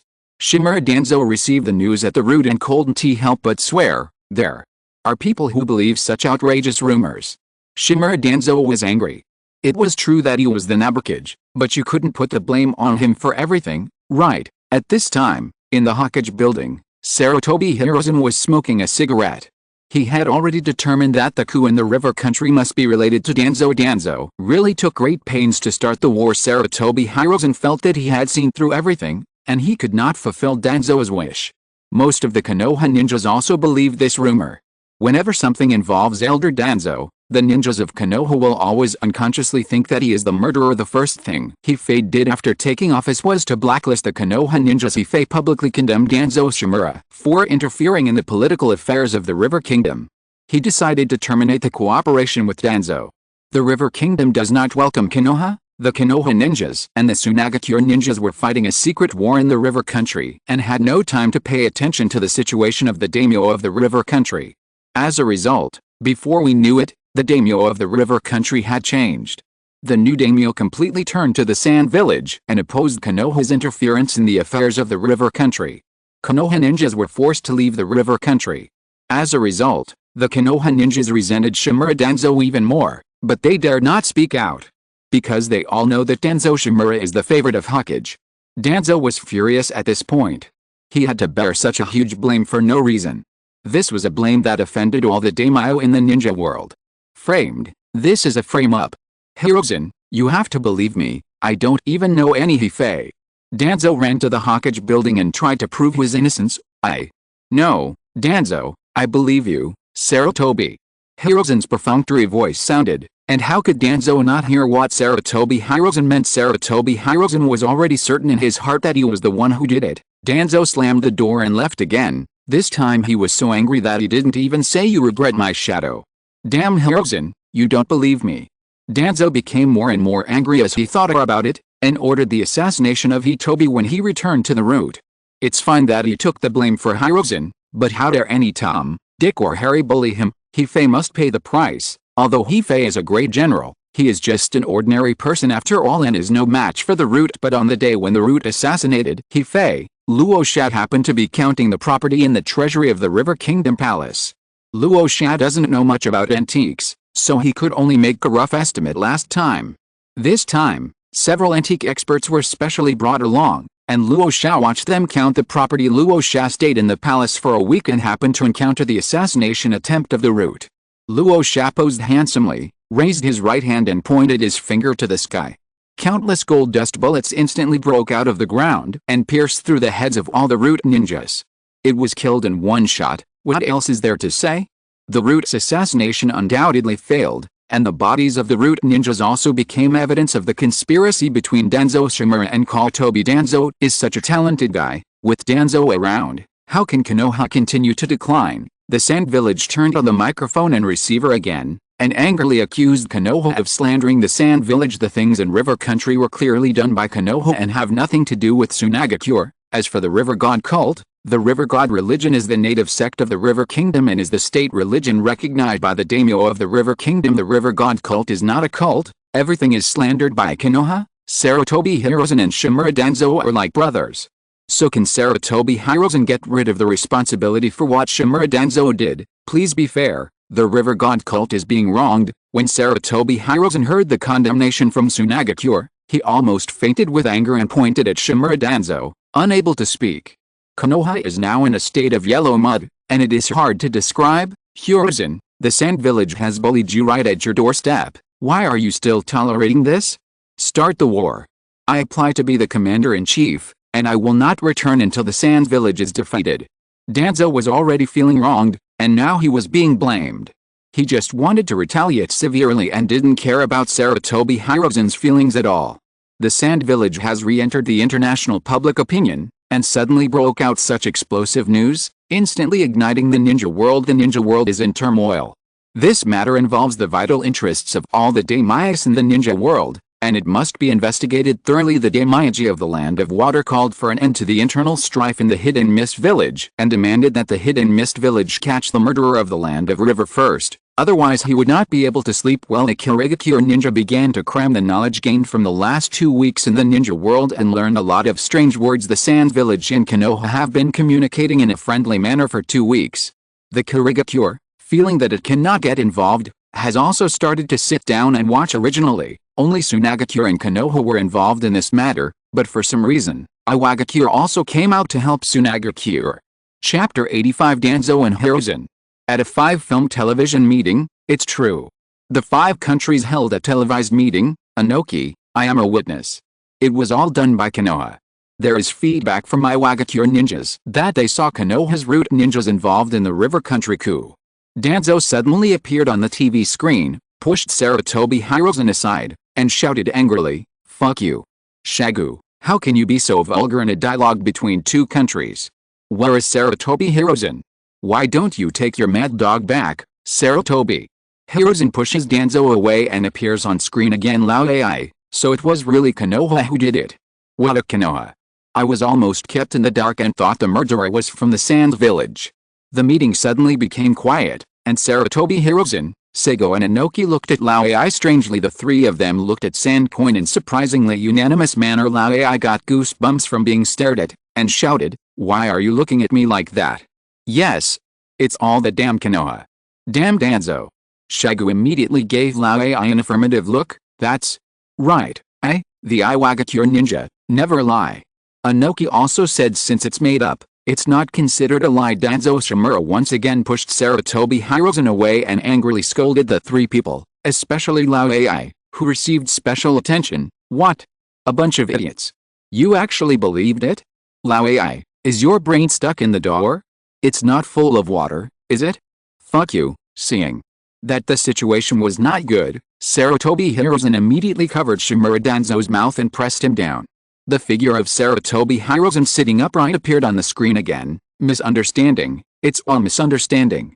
Danzo has been suffering from a mental illness recently and forgot to take his medicine today." Sarutobi Hiruzen saw Luo Ai's gloomy face and explained urgently, "MMMM."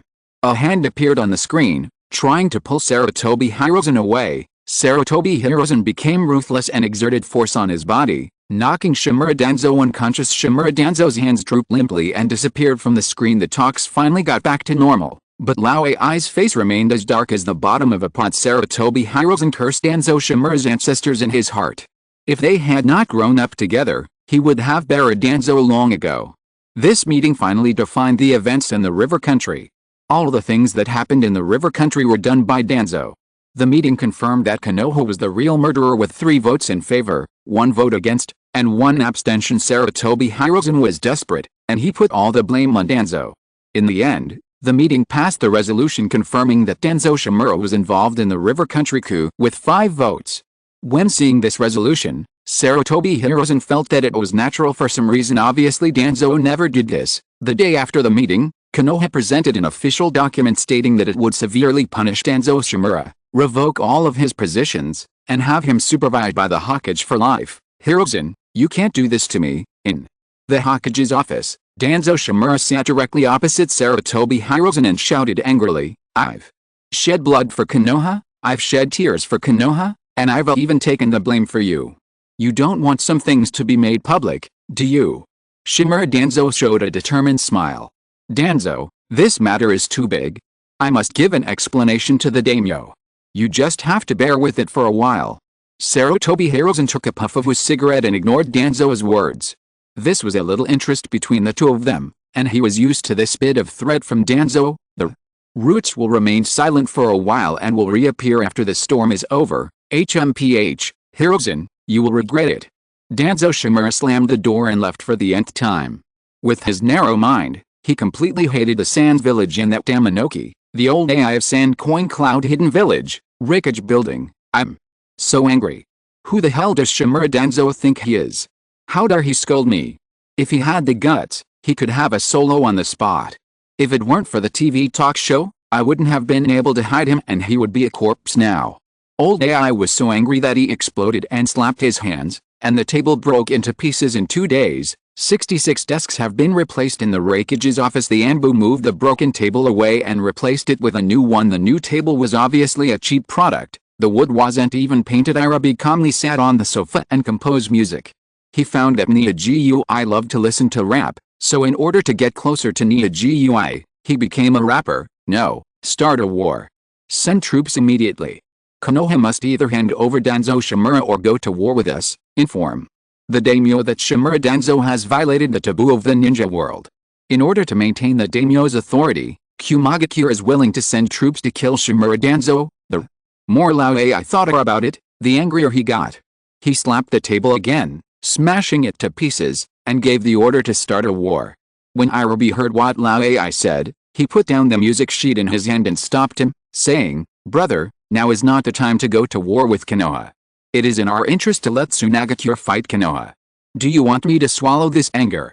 Old AI slammed the table angrily again, but hit nothing. The Anbu outside the door was contacting the merchant for delivery, and the new table had not arrived yet. We can find a way to make Konoha and Tsunagakure go to war. Irabi held his chin with both hands and began to think about the plan. Yeah, why didn't I think of that? Luo Ai stood up excitedly and gave Irabi a bear hug. Alice. Irabi sighed helplessly. As one of the few brains in Kumagakure, he sometimes felt desperate.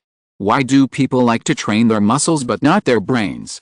However, before Kumagakure could take any action, Konoha and Tsunagakure were about to start fighting. The Fire Country's daimyo summoned Sarutobi Hiruzen and ordered him to send troops to the River Country to kill the River Country's rebel. Kotobi. The River Kingdom has always been a vassal of the Fire Kingdom.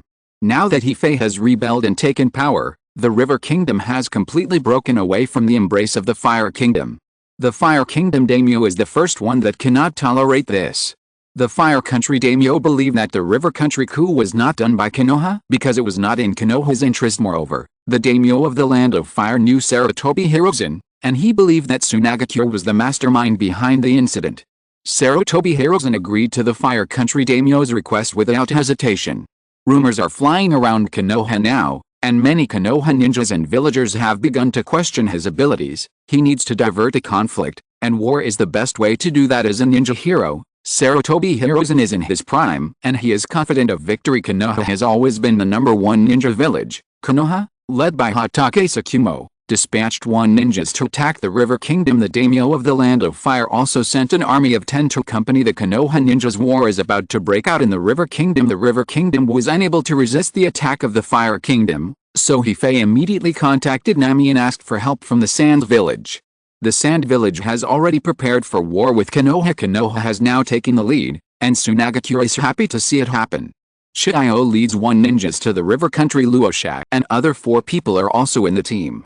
Luo Sha is the deputy commander, Munia is the vanguard officer, Yukang is in charge of the flying unit, and Karula is in charge of logistics and medical care. Chapter 86, The Kingdom of Wind. For this expedition, Sand Village dispatched 4 top elf troops, Steelix troops, Venusaur troops, Scorpion troops, and flying troops. The Steelix unit is directly under the command of the Kazekage, and the other 3 units are under the command of Rasa. The combined army of ninjas and elves includes 1,000 Pangyan monsters, 1,000 Rhydons, 1,000 fire camels, and 3,000 Diglets. Finally, there is the Puppet Master Legion of 4,000 people. The Puppet Masters love Needle King and Needle Queen the most, so they can also be called the Needle Legion. Every puppeteer is a wealthy lord, and almost everyone has a Needle King or Needle Queen. A few puppeteers also went to the Bird Kingdom to capture Alidus, and Alidus gradually became the new favorite in the puppeteer circle. The Sand Village seemed to have dispatched 3 soldiers, but actually only were dispatched at the same level. The elves' autonomous combat capabilities are not as good as those of ninjas. But when elves and ninjas work together, the effect of 1 + 1, 2 can often be achieved. Sunagakure sent out a large army of ninjas, and Shagu naturally would not forget to notify the daimyo of the Wind Country. A messenger bird with a badge of Sand Village on its waist flew into the royal palace of Wind Country, took out a letter and handed it to the daimyo. After reading the letter, the daimyo of the Land of Wind's expression changed several times, and finally he ordered an army of 10 to follow the Sand Village in the expedition. Father, the Sand Village is nothing more than our watchdog. The Kazekage started a war without permission and even asked us to send troops to support him. Does he want to trample on our heads? The eldest prince suddenly stepped out and harshly criticized the Sand Village. Asshole, do you know what you are talking about? The daimyo of the Wind Kingdom angrily slammed the table and threw the inkstone at the emperor, spilling ink all over the prince. Am I wrong? What is Sunagakure without us? The eldest prince said stubbornly. He still looked down on the Sand Village. Come here, lock up the eldest prince in the palace. He is not allowed to come out without my order. The daimyo of the Wind Country closed his eyes and waved his hand to signal the people around him to take the eldest prince away. Father, you can't do this. I am the eldest son, I am the future daimyo. Father, the sound became increasingly distant, and the other princes and ministers remained silent, fearing that they would anger the daimyo. The daimyo of the Wind Country sat on the throne and couldn't help but recall the past. When he first ascended the throne, he was ambitious and mobilized the entire country to develop military strength, hoping to lead the Wind Kingdom out of the desert. He fully supported the research of the second-generation Kazekage Shimon, and Shimon did not disappoint his expectations.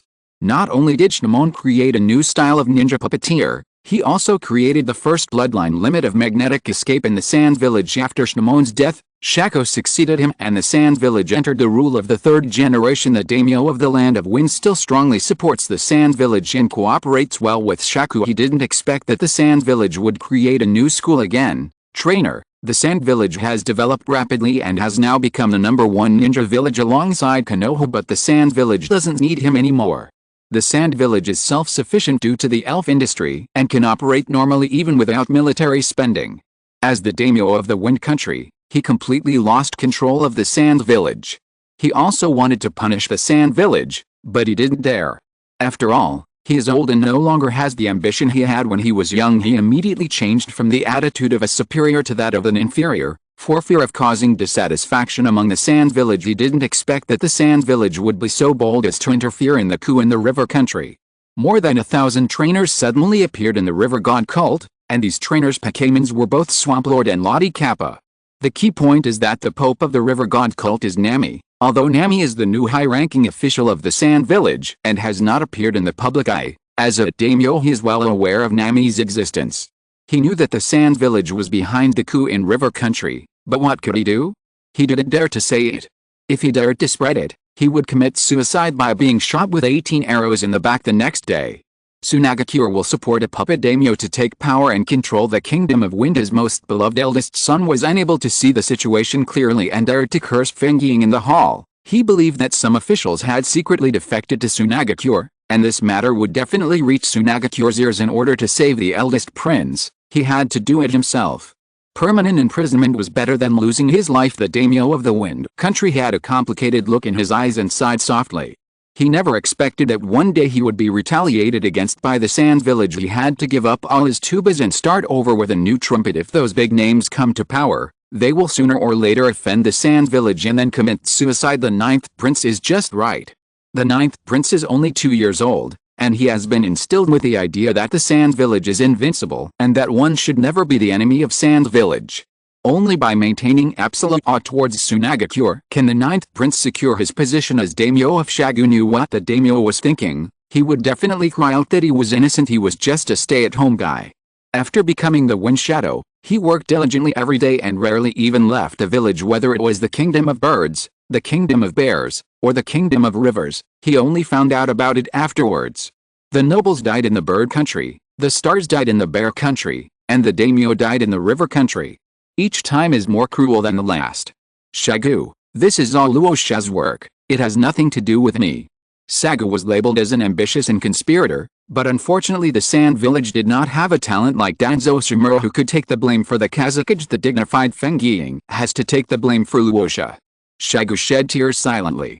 What kind of child would deliberately betray his old father like this? The most widely discussed topic in the ninja world now is who is stronger, Konoha or Tsunagakure. Who is the number one ninja village? Inoki was a sand blower, and the ninjas of the Iwagakure village saw their own shadow blowing the sand, so they naturally followed suit. Kumagakure and Iwagakure are old enemies, and Kumagakure has always been targeting Konoha, so Kumagakure became Konohagakure. Iwagakure and Kumagakure started a debate, but Kumagakure was no match for Iwagakure because there was a hunter in Iwagakure, and he would explode if he couldn't scold him. Sho always brags about how powerful Rasa is. He says that the three ninjas of Konoha are no match for Rasa alone, and the Ob combination is a bunch of them, not even as good as the three ninjas of Konoha. While Sho was scolding Konoha, he did not forget to belittle Kumagakure. The hot-tempered old AI almost took action himself, which scared Sho so much that he hid in Inoki's house, fearing that old AI would really come to his door. Both Kumagakure and Iwagakure have their own ideas in mind.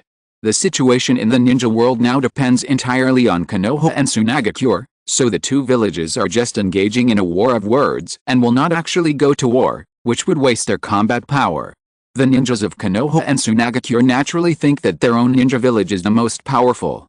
Now that a real war is about to break out, both sides are gearing up to defeat the other side. The situation in the ninja world has changed and war has started again.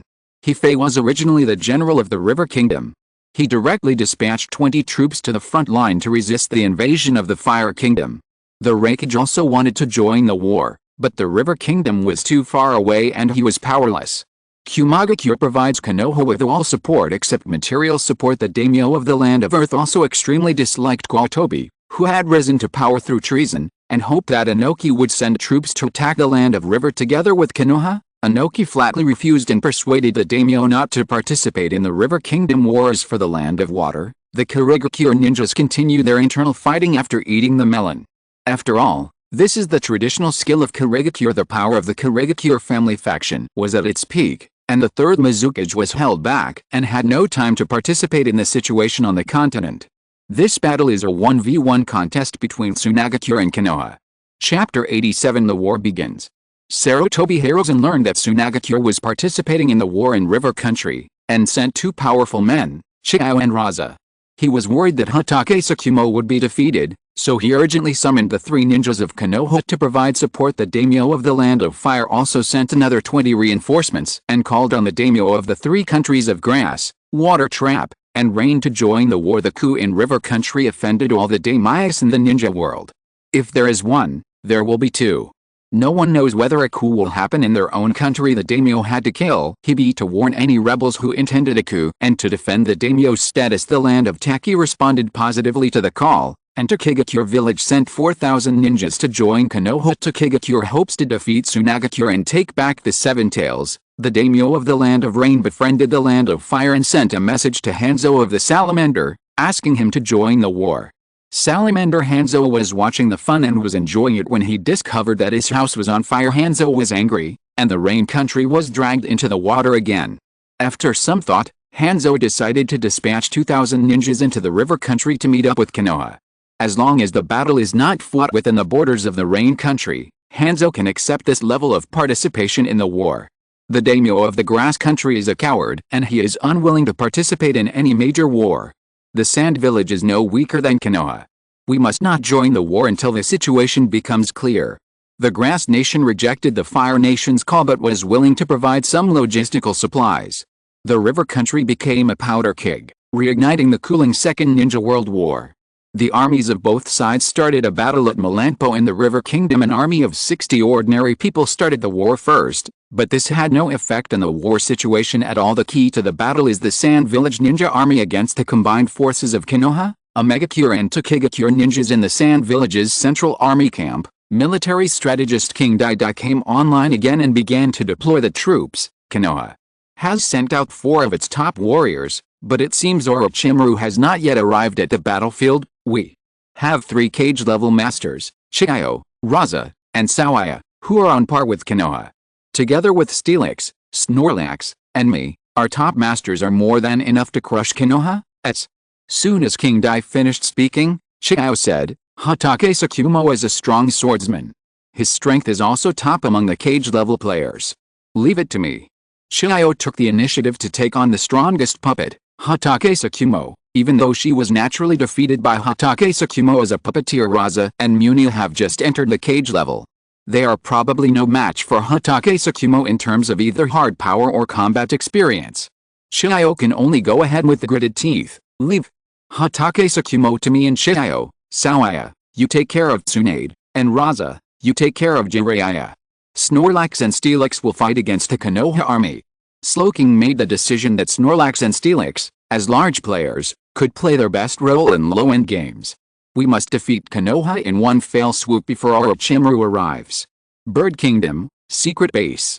Orochimaru received a letter from Sarutobi Hiruzen, put down his research, and set off for the River Kingdom. Due to the successful development of the Pokeball, he used the Pokeball mass production technology to defraud Sarutobi Hiruzen of funds. In fact, he could achieve mass production simply by planting a large number of blue phosphorus fruits. He used the funds to study the energy and chakra differences of Pokémon, and made a major breakthrough in the field of snake Pokémon with a successful case of Abe Monster. His research direction turned to curse early. As his research deepened, he discovered that the natural energy of Longdi Cave played a vital role. Orochimaru is accompanied by 2 snake Pokémon, one white and one black, namely Arbor and Snake. There are complete marks of curse on the forehead of the Abe monster, and there are 7 curse marks engraved on the body of the rice spoon snake, and each curse mark seems to be incomplete. Orochimaru used the Pokeball to collect the 2 snakes and disappeared on the spot. On October 31st, the 10th year of Tsunagakure, the River Kingdom War broke out. At that time, Orochimaru was still on his way riding a snake, and the ninja armies of Konoha and Tsunagakure officially started the battle. Todorofu led the Bulbasaur troops to fight against the Inazuka clan of Konoha, and the Inazuka clan was beaten badly. The ninjas won and lost against each other, but Venusaur completely dominated the ninja hounds. The ninja dogs took advantage of their flexibility and continued to attack Venusaur. Venusaur swung its whip and slashed with its flying leaf knife, and the large-scale attack caused scratches on many ninja dogs. As the battle progressed, Inazuka's disadvantage grew. The Inazuka ninja tried to perform a combination of moves, but was easily broken by Venusaur's paralysis. Powder petals flew everywhere, and Tatsufu led the Sand Village ninjas to retreat behind Bulbasaur. The Bulbasaur performed a petal dance together to surround the paralyzed Inazuka ninjas. An extremely beautiful scene appeared before my eyes, pink petals swirling in the air, and at the same time, pieces of bright blood splattered everywhere. The petals fell, leaving only the silent Inazuka ninjas and their ninja dogs. Yukang led the flying troops and launched a dimensional attack on the Konoha ninja. The tropical dragons flew above the Konoha ninja army, using air blades in the air to attack the Konoha ninjas. The Sand Village ninja can also throw shurikens at the back of the tropical dragon and kill some Jinan who are unable to dodge in time. The biggest role of the flying unit is interference.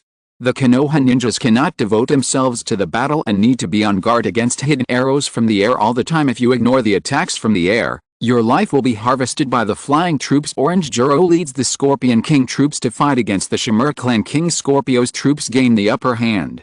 King Scorpio and the ninja attacked the enemy from the left and the back, making the enemy unable to defend themselves. The Steel Snake army encountered the Hyuga clan. The Hyuga clan's ninjas used softness to overcome hardness and successfully held back the Steel Snake army. Konoha's high-end combat power was able to resist the elf troops, but its mid and low-end combat power was no match for the Sand Village ninjas. Konoha has formed an elf army consisting of 1,000 Butterfrees, but this was of no use. The Butterfree army was like paper in front of the elf army of Tsunagakure and was quickly defeated. The center of the battlefield is where the war is most intense, and the top combat forces of both sides clashed here. Hatake Tsukumo and Xiao were fighting. Xiao was controlling the white secret technique, the Chikamatsu Ten, and could only barely resist Hatake Tsukumo's attack. Hatake Tsukumo's swordsmanship is outstanding, and he would cut Xiao's puppet strings from time to time, causing the Chikamatsu Teninshu to often have their strings broken and be stuck in place. Hatake Tsukumo was still looking for opportunities to get close to Xiao. Xiao was completely restrained. Seeing that Xiao was defeated, Slowking used his telekinesis to hinder Hatake Tsukumo's movements and put some distance between Xiao and Hatake Tsukumo. At the same time, Slowking's mental power attached to the puppet strings, and the puppet strings avoided Hatake Tsukumo's slash at a strange angle. The two puppeteers cooperated well and fought against Hatake Tsukumo together, temporarily stabilizing the situation. Chapter 88, River Kingdom War. At this time, on the other side of the battlefield, Snorlax narrowed his eyes, ran at the fastest speed, and swung his fists to punch wildly. Although it ran very slowly, it still killed many people thanks to its large size. I don't know who was pouring oil on the ground, but Snorlax suddenly slipped and sat on a Chunin to death. The Chunin who wanted to use the kerosene bomb didn't expect to die so miserably. He was so angry that he wanted to jump out of the screen and beat up the author. Don't cannon fodder have human rights? Snorlax stood up without feeling and scratched his head. It seems like it just accidentally killed someone. Snorlax didn't think anymore, and used his short legs to strike back, while at the same time exerting force with his hands to use an arm hammer, sending a large number of people flying.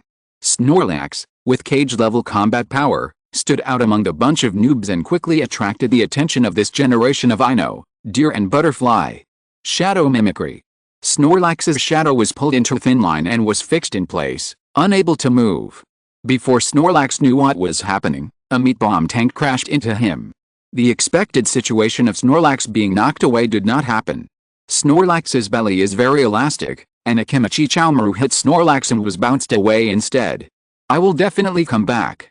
A big star streaked across the sky, and a familiar line came from the star. Kirby. Snorlax was knocked to the ground and looked at the stars that were knocked into the sky. He scratched his head, not understanding what was happening. Narakajan's control had reached its limit, and he was squatting on the ground gasping for breath. He didn't expect that this big guy was actually a shadow-level elf. Counting the known Steelix, Slowking, and Azure Dragon, this is the fourth one. Snorlax sat on the ground, looking at the messy battlefield with boredom. Kirby. They are all so weak. Snorlax no longer has the desire to fight without Xiao around. It didn't know what to do next. Snorlax found an excuse to be lazy, lay down and fell asleep the next second, snoring, "Nanny, I know." And Deer looked at Snorlax in shock. He fell asleep like that? We are still here. Can you please respect us? The two were so angry that they jumped up and down. At this time, a plump beggar ran over from a distance. Akimichi Chamaru stopped beside the two men, panting, "Why are you standing there? Aren't you going to fight anymore?" Narakajan raised his hand and pointed at Snorlax. "Let's stay here and watch this big guy. If it suddenly wakes up, no Konoha ninja can stop it." In the end, I know, Deer, and Joe somehow stopped Snorlax's attack, and Snorlax held the three of them back by himself on another battlefield. An unprecedented army appeared in Sunagakure. The Bear Army. The Kuma Force is the newly formed 5th Elf Force of Sunagakure, led by Akira Ren. After Chi Luo finished writing a 50,000-word composition in a small dark room, he gave himself a note of leave and ran away. Chi Luo handed over all the leave approval work to his good brother Zhuangyu, asking Zhuangyu to delay time for him. The leave notes must be approved one by one, starting with the weakest ninja with the first mover advantage. Chi Luo subdued a LV-61 Circle Bear and a LV-52 Rogue Panda in the Bear Kingdom, greatly increasing his strength. The Bear team consists of only 20 people, all of whom are composed of Jonin and Special Jonin. Circle Bear, Rogue Panda and Wearing Bear are the standard equipment of Bear troops. This troop has gone crazy with killing, and the senior ninjas of Konoha have been beaten back step by step. The Bear troops have a clear division of labor. The Pokémons are warriors and tanks, the ninjas are mages and assassins, and the Bear troops, with coordinated efforts, rampage through the army. In the third battlefield, Xiao Ai transformed into a half-tailed beast and fought against Tsunade. The two of them fought with each other with fists, and their fists collided, creating waves of air. Xiao Ai's physical skills are not as good as Tsunade's, but his magnetic jutsu is attached to his body surface, so he can fight Tsunade on equal terms. Ouch, it hurts so much. Why does your fist hurt so much? The two separated after a fight, and Zhongye immediately jumped up and down, covering his hands and screaming, "Not bad, kid. You can use the power of the tailed beast to such an extent at such a young age." Tsunade praised, exerted force on her feet, raised her fist and rushed towards Xiao Ai. "Ah, come again!" Xiao Ai shouted, but his body did not back down. He also raised his fist and rushed towards Tsunade. "How do you manage to have such a strong fist? Aren't you a medical ninja? You are so beautiful, but you are so violent. Be careful that you won't be able to get married in the future." The chatterbox Zhongmi talked as he was fighting, and his little mouth never stopped chattering. "Don't worry about it, kid. I already have a boyfriend." This was the first time Tsunade encountered such a weird opponent who could keep talking even during a fight. "Ah, I see. Your boyfriend must be very handsome. This is the first time I've seen one so big. You have such a high status. Your boyfriend must be some genius in Konoha, right? By the way, can your boyfriend beat you? You have such a strong fist. He won't be abused by you, right?" Xiao Ai glanced at Tsunade's broad mind and realized that she was indeed a wet nurse. "Kid, can you shut up?" Tsunade exerted force and punched Xiao Ai again. "Sorry, I couldn't help it. You are worthy of being compared to Elder Xiao, but it's a pity that you are two completely different types of ninja. Xiao and Tsunade are the only two cage-level female ninjas in the ninja world today, and they are often compared. The two are both medical ninjas and are known as the two masters of the medical field. Tsunade is good at physical skills, while Xiao is good at puppetry, so their combat capabilities cannot be directly compared. But Xiao has been famous for many years, and is able to fight against the demigod of the ninja world on equal terms. She is also currently recognized as the #1 female ninja. Tsunade is known as the medical genius and is commonly known as the wet nurse. Every time Xiao Ai and Tsunade bumped fists, Xiao Ai would ask a question, which annoyed Tsunade to death. The two fought, and Xiao Ai was put on Tsunade's blacklist, becoming the opponent Tsunade least wanted to meet. The last battlefield was the confrontation between Rasa and Jiraiya. Luo Sha clapped his hands and a huge amount of gold sand gushed out like a river, rushing straight towards Jiraiya. This is the magnetic release sand flow river created by Rasa based on the earth flow river. Fire release fire dragon flame bullet. Jiraiya quickly formed seals with his hands, and a fire dragon came out of his mouth. The fire dragon spun in the air and split into three. The fire dragon in the middle collided with the gold sand, and the fire dragons on the left and right rushed straight to the front of Luo Sha. Luo Sha clapped his hands again, and a barrier of gold sand rose in front of him to resist the attack of the fire dragon. The two attacks collided, and a cloud of smoke rose up. Jiraiya took the opportunity to instantly come to Rasa's side and stabbed Rasa with the kunai in his hand. Rasa's perception was so sharp that he stepped back to avoid the attack, and the magnetic release Rasengan in his right hand went straight to Jiraiya's face. Jiraiya sensed the danger and leaned to the right to avoid it. The two men engaged in close combat, with swords flashing and sabers flying. Kunai flashing with cold light, and constantly colliding with each other and making crisp sounds. Jiraiya attacked swiftly and fiercely, swinging his kunai at Rasa like a storm. Rasa responded cleverly with his flexible body movements, neutralizing Jiraiya's attack and finding an opportunity to use the Rasengan to attack Jiraiya. If you're listening to this novel on a channel other than Fanfic World, it means they downloaded and uploaded it without effort. We cordially invite you to visit our channel, Mundo Fanfic Novelists. There you'll find the original version of this story, and you can explore many other novels of various genres. We're waiting for you to immerse yourself in a world of incredible novels. Chapter 89 Pyramid of Death.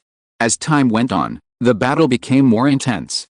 In another close combat, Jiraiya's hair suddenly hardened and turned into needles that pierced Rasa's chest. Ding ding ding ding ding. Several sounds of steel colliding were heard. Jiraiya's attack was completely blocked, and Rasa's body was covered with a layer of iron. This layer of iron fits Luo Sha's body perfectly, just like his skin, wrapping him tightly. Luo Sha rolled over and retreated, squatted on the ground, clapped his hands, and sand and dust flew everywhere. Ninjutsu, Sand Falls Burial.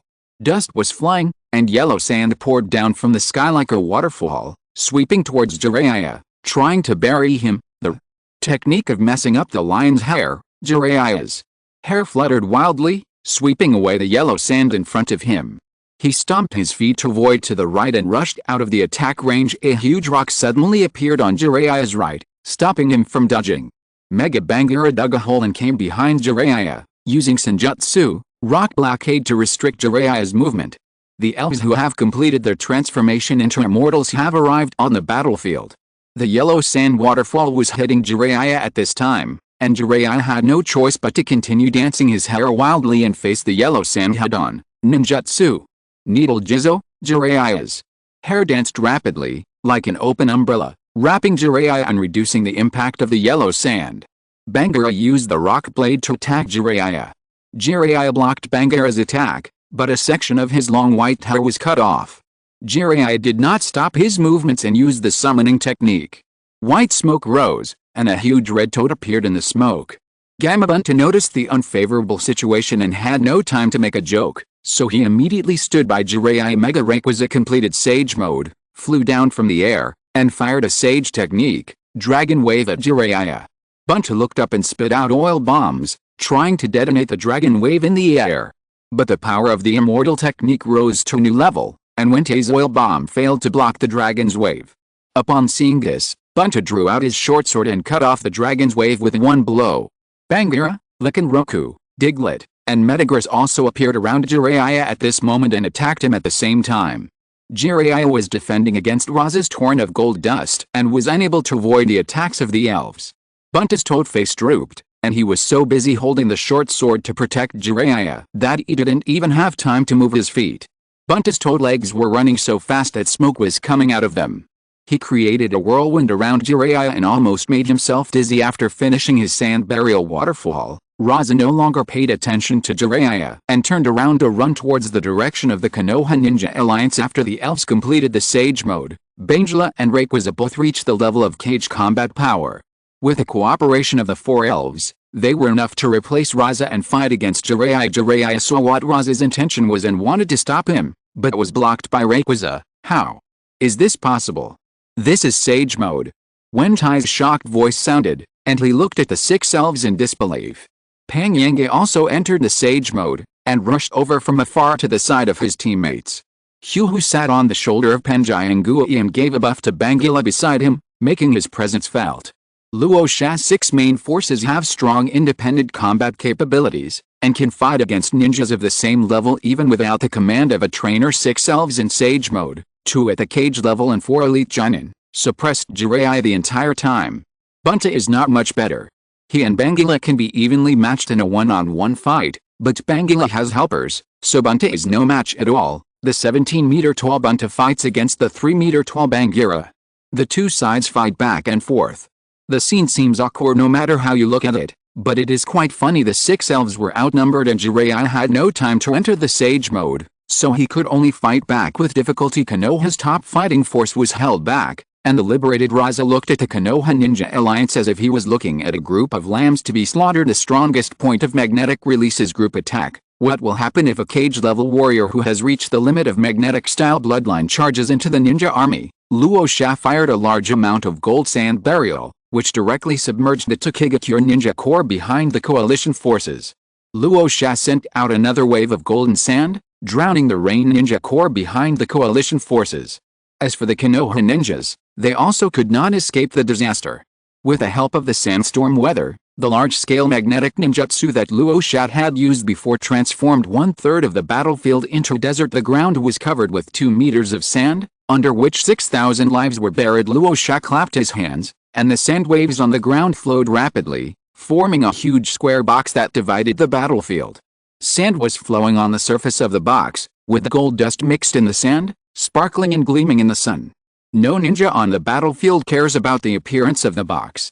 Although the box is beautiful, it is very dangerous. The gold dust box trapped the second half of the Konoha army's ninjas, fully half of Konoha's ninjas. Outside the box, about 5,000 Konoha ninjas on the front line were still fighting desperately.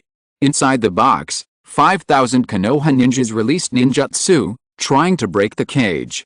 The ninjutsu hit the sand wall, creating deep holes.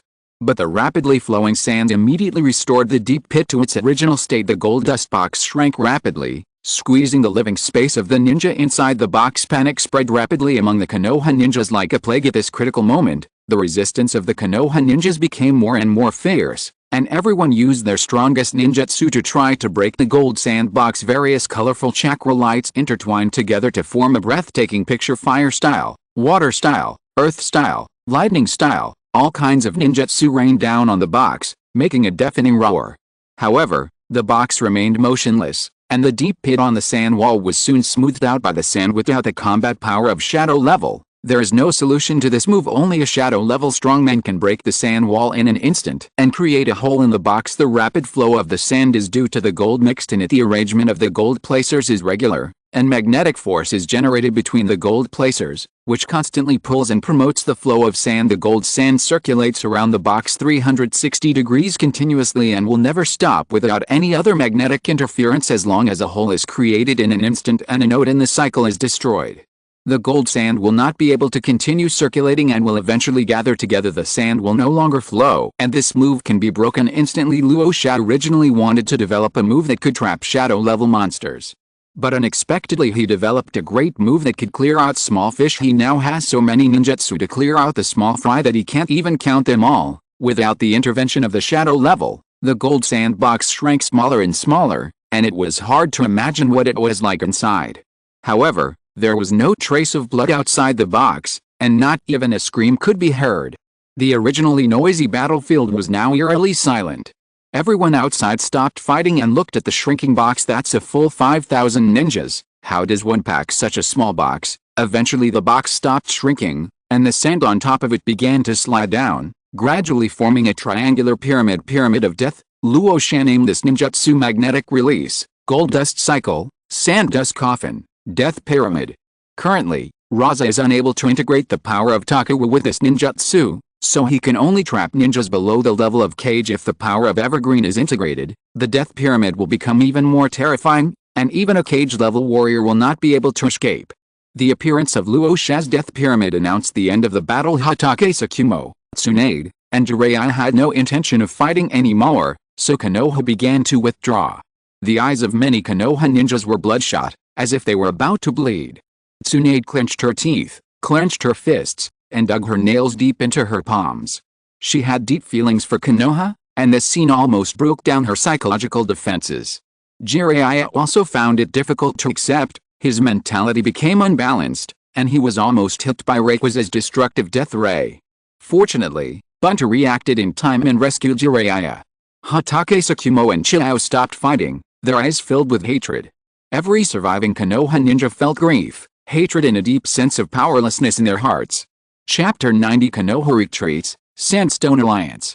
When Orochimaru arrived at Melampo, he saw the demoralized Konoha army at the Konoha Central Army Camp. Orochimaru, Hatake Sakumo and the other two met. Magnetic escape? What a terrifying bloodline limit. After understanding the situation on the battlefield, Orochimaru stretched out his slender tongue, licked the corner of his mouth, and greed flashed in his eyes. When Orochimaru heard about the death of 5,000 ninjas, he was still not as shocked by the death of Ripiki. He only cares about a few people, and he doesn't care about the life or death of others. He was even more curious about the magnetic escape technique that could kill 5,000 ninjas in one move, which seemed to be worth studying. The main reason is that magnetic style is best at causing group damage. Its group combat capability is even stronger than that of puppetry. Someone must hold back the two magnetic style ninjas from Sand Village, otherwise Konoha will have no chance of winning. Tsunade's low voice sounded. She had not yet come out of the shadow of the sudden loss of 5,000 companions. I didn't expect that there would be so many Cage-level masters in Tsunagakure. Konoha has no advantage at all. This is the second loss we've suffered at the hands of Tsunagakure, and it's the same person. It's one thing for the Seven-Tails Jinchuriki to break through to the Cage level, but Rasa was able to break through to the Cage level at the age of 11 by himself. This talent is truly terrifying. Jiraiya frowned. A genius that only appears once in a century has appeared in Sand Village. Konoha is afraid that things will be difficult for them. If Luo Sha were here, he would definitely shout, "Yes, I am so strong thanks to my own efforts. We have suffered heavy casualties. If the Tsunagakure attacks suddenly, we will be powerless to stop them. We must retreat and wait for reinforcements to arrive before making any plans." Hatake Sakumo stood up, his already stern face now even more frosty. There was a murderous look in Hatake Sakumo's eyes, and he secretly swore in his heart, I must make the Sand Village pay the price in blood. Konoha intended to withdraw from Melampo, but unexpectedly, when they were evacuating at night, they ran into the Sand Village ninjas who came for a night attack. Both sides were stunned and stood on Malin Slope, staring at each other. Konoha's evacuation was exposed, and Tsunagakure's night attack was also exposed. Zongyang, boss, our night raid has been discovered. Do you want to continue? Go on. There are only 1,000 of us here. How many of us will die if we start fighting? Luo Sha held his forehead helplessly. It was really Kyo's mother who opened the door for Kyo, and Kyo finally got home. Rasa was originally planning to secretly perform a big fireworks show for the Konoha ninjas. The 1,000 Sand Village ninjas brought a large number of detonating tags sponsored by Kokuzu, but they were discovered as soon as they arrived at the Konoha camp.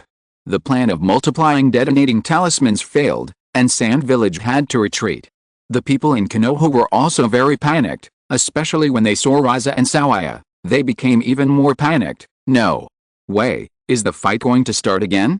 That's the Sand Village demon. I'm still having nightmares now, since Lord Orochimaru is here, there shouldn't be any problems. Hide.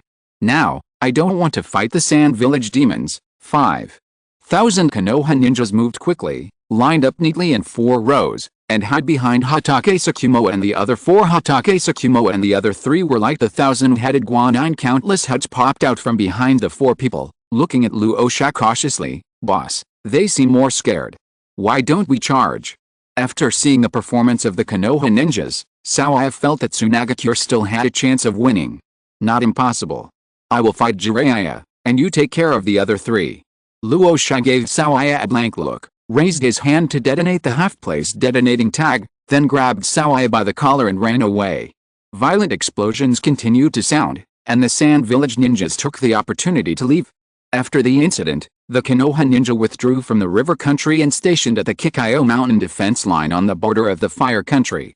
The news of the River Kingdom War spread rapidly, once again causing an earthquake in the ninja world. The River Kingdom War lasted only 1 day. Konoha was defeated and withdrew from the River Kingdom. Only 1 year later, Rasa became famous again, and Xiao Ai also became famous in the ninja world as the Seven-Tails Jinchuriki. The entire ninja world fell into silence, and Sand Village secured its position as the #1 ninja village through the Battle of Melampo. The Sand Village has cage-level ninjas, cage-level elves, and a stable number of tailed beast Jinchuriki, and the cage-level combat power is so numerous that it is terrifying. As long as the number of cage-level tribes is less than that of Sand Village, magnetic release is enough to annihilate the enemy. Other ninja villages will take the lead. Only Inoki was sitting happily in the Tsukikage's office, drinking wine and watching Konoha's jokes. So this is what it feels like to lie down. Inoki stretched, sat up and began to write a letter. He decided to form an alliance with Tsunagakure to fight against Konoha together. Even if Iwagakure can't eat meat, it's okay to drink some soup as long as Rasa is alive. Iwagakure must abide by the law. Well, since we can't defeat the Sand Country, we might as well find another way. The land of Earth is not much better than the land of Wind. There is very little arable land and it is of little value. The land that can really make money is the land of Fire. Inoki snorted, his eyes flickering with cunning and calculation. After Inoki finished writing, he handed the letter to the Anbu and ordered them to deliver it to the Kazekage building in the Sand Village. 3 days later, Shagu received Inoki's request for an alliance. After pondering for a moment, he started a TV meeting with Inoki. To Shagu's surprise, Inoki was very eager to form an alliance, and he agreed to conditions including permanently opening the Earth Kingdom's market, 0 tariffs, and implementing the elf protection law without hesitation. Inoki attaches great importance to elves. These conditions are conducive to the development of the elf industry in the land of Earth, so he naturally would not refuse. So what if all the benefits go to Tsunagakure, Iwagakure can improve its strength? Although this covenant is called an alliance, it is clearly in favor of Tsunagakure, especially the last one. After the alliance, Sand Village will be the main one and Iwagakure will be the secondary one, and Iwagakure must advance and retreat together with Sand Village. In fact, it means Iwagakure must follow the will of Tsunagakure. In order to save Iwagakure's face, I didn't write it so directly. Inoki actually agreed, but he also made 2 requests. 1.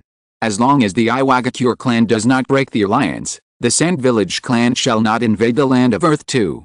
Sand Village needs to provide great assistance to Rock Village in developing elves, including sharing of elf knowledge, methods of elf breeding, and implementation of the elf industry. The second request made Shagu a little hesitant. After picking up the Pokémon encyclopedia and discussing it with Luo Sha, Shagu agreed Luo Sha is almost invincible, and no matter how Iwagakure develops, it will not be able to make any waves. It just so happens that Iwagakure came to the door itself, which would speed up the popularity of elves. Only Luo Sha would be crazy to refuse. Iwagakure's disguised show of goodwill made the Sandstone Alliance progress extremely smoothly. On October 31st, the 10th year of Tsunagakure, Seigo and Inoki signed an alliance treaty in Tamatori Gorge in the Land of Birds, and the Sandstones officially formed an alliance. Luo Sha did not hesitate and directly placed the last blue habitat in his backpack in the Land of Earth, on the cliff mountain to the north of the Iwagakure village, and it was called the Cliff Habitat. The elves in the Cliffwell Habitat are very similar to those in the Wind Kingdom, mostly ground type, rock type, and general type elves, with a few fighting type elves. The ground type Pokémon include Sandshrew, Nidoquil, Geodude, Caracalla, Elephantine, and Oil. The rock-type Pokémon include Moonstone, Sunrock, Craniopagus, and Rockrub.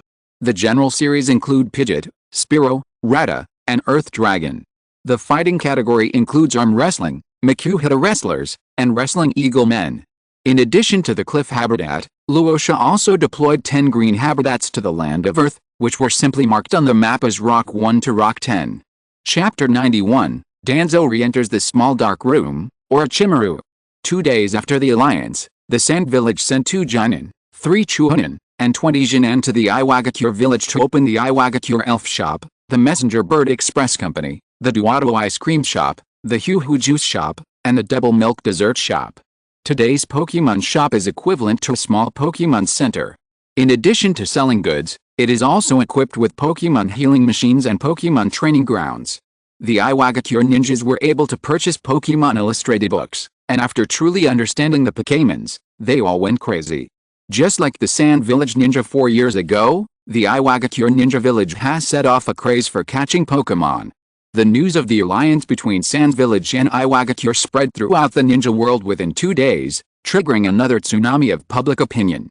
To show its sincerity, Iwagakure promised to send 5,000 troops to participate in the Battle of Mount Kikayo within 3 days to support the Sand Village. On October 31st, the 10th year of Tsunagakure, the Sandstone Alliance arrived at Mount Kikayo and confronted the Konoha ninja. Konoha was defeated in the Battle of Melampo, and under the secret manipulation of a certain Abukage, the doubts about Sarutobi Hiruzen within Konoha became louder and louder. Danzo watched this scene with satisfaction, and publicly impeached Sarutobi Hiruzen at the Hokage conference, accusing him of attempting to usurp the throne. Danzo had too many responsibilities on his head, and there was no doubt that the impeachment had failed. Seeing his old mistress jumping like that, Sarutobi Hiruzen decided to teach Danzo a lesson. Sarutobi Hiruzen talked about the coup in River Country, saying that Danzo was the cause of the Battle of Merampo, and naturally Danzo was to blame for Konoha's failure. In short, everything is Danzo's fault. Sarutobi Hiruzen initiated a vote to confine Danzo Shimura for 1 year, and it was passed unanimously. Danzo, who had just come out of the small dark room, went in again. Hiruzen, you will regret this. Danzo slammed the table in protest. Danzo, I am the Hokage.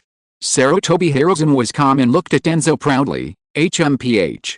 Danzo stood up and left, going into the small dark room. After Danzo left, the Hokage conference continued and the atmosphere was extremely depressing. Konoha already has a hard time dealing with Tsunagakure, and now Iwagakure has also gotten involved and formed an alliance with Tsunagakure. Although Iwagakure is known for its large population and the individual strength of its ninjas is relatively weak, there are still 5,000 ninjas, which is not a small number. Many ninja villages don't even have 5,000 ninjas. Konoha once again sent out ninjas, including 2,000 ninjas from the Uchiha clan. The Uchiha clan leader believed that this was a great opportunity for a reconciliation between the village and the Uchiha clan. So he took the initiative to take responsibility and sent out most of the clan's elites. The Battle of Mount Kikayo entered a stalemate, with Tsunagakure and Konoha in a state of anxiety. Konoha learned its lesson and kept a close eye on Rasa and Xiao Ai. Not giving them any chance to break into the main army out of some selfish motives, Rasa took the initiative to fight Orochimaru. As for Jiraiya, how could he be as important as luring Snake here? Fighting against that giant toad was really boring, and the toad wasn't very good looking, so Luo Sha felt it was dirty to attack it. Rayquaza's level reached LV 72 days ago.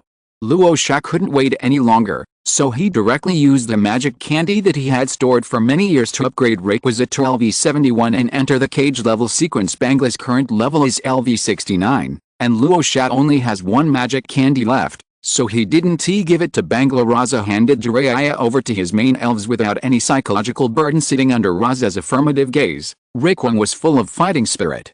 He proudly stated that he would definitely defeat Jiraiya and make Rasa proud. Bangla is not willing to be outdone. It is always thinking about the position of Big Brother. Even though it is not yet at the movie level, it still makes boasts with high spirits. Luo Sha began a plan to trap the big snake. If kidnapping fails now, they can plant a seed in Orochimaru's heart in advance, so that after Orochimaru defected from Konoha, Tsunagakure could take him in. As long as Orochimaru starts human body research and Rasa exposes it, Konoha will definitely not tolerate him.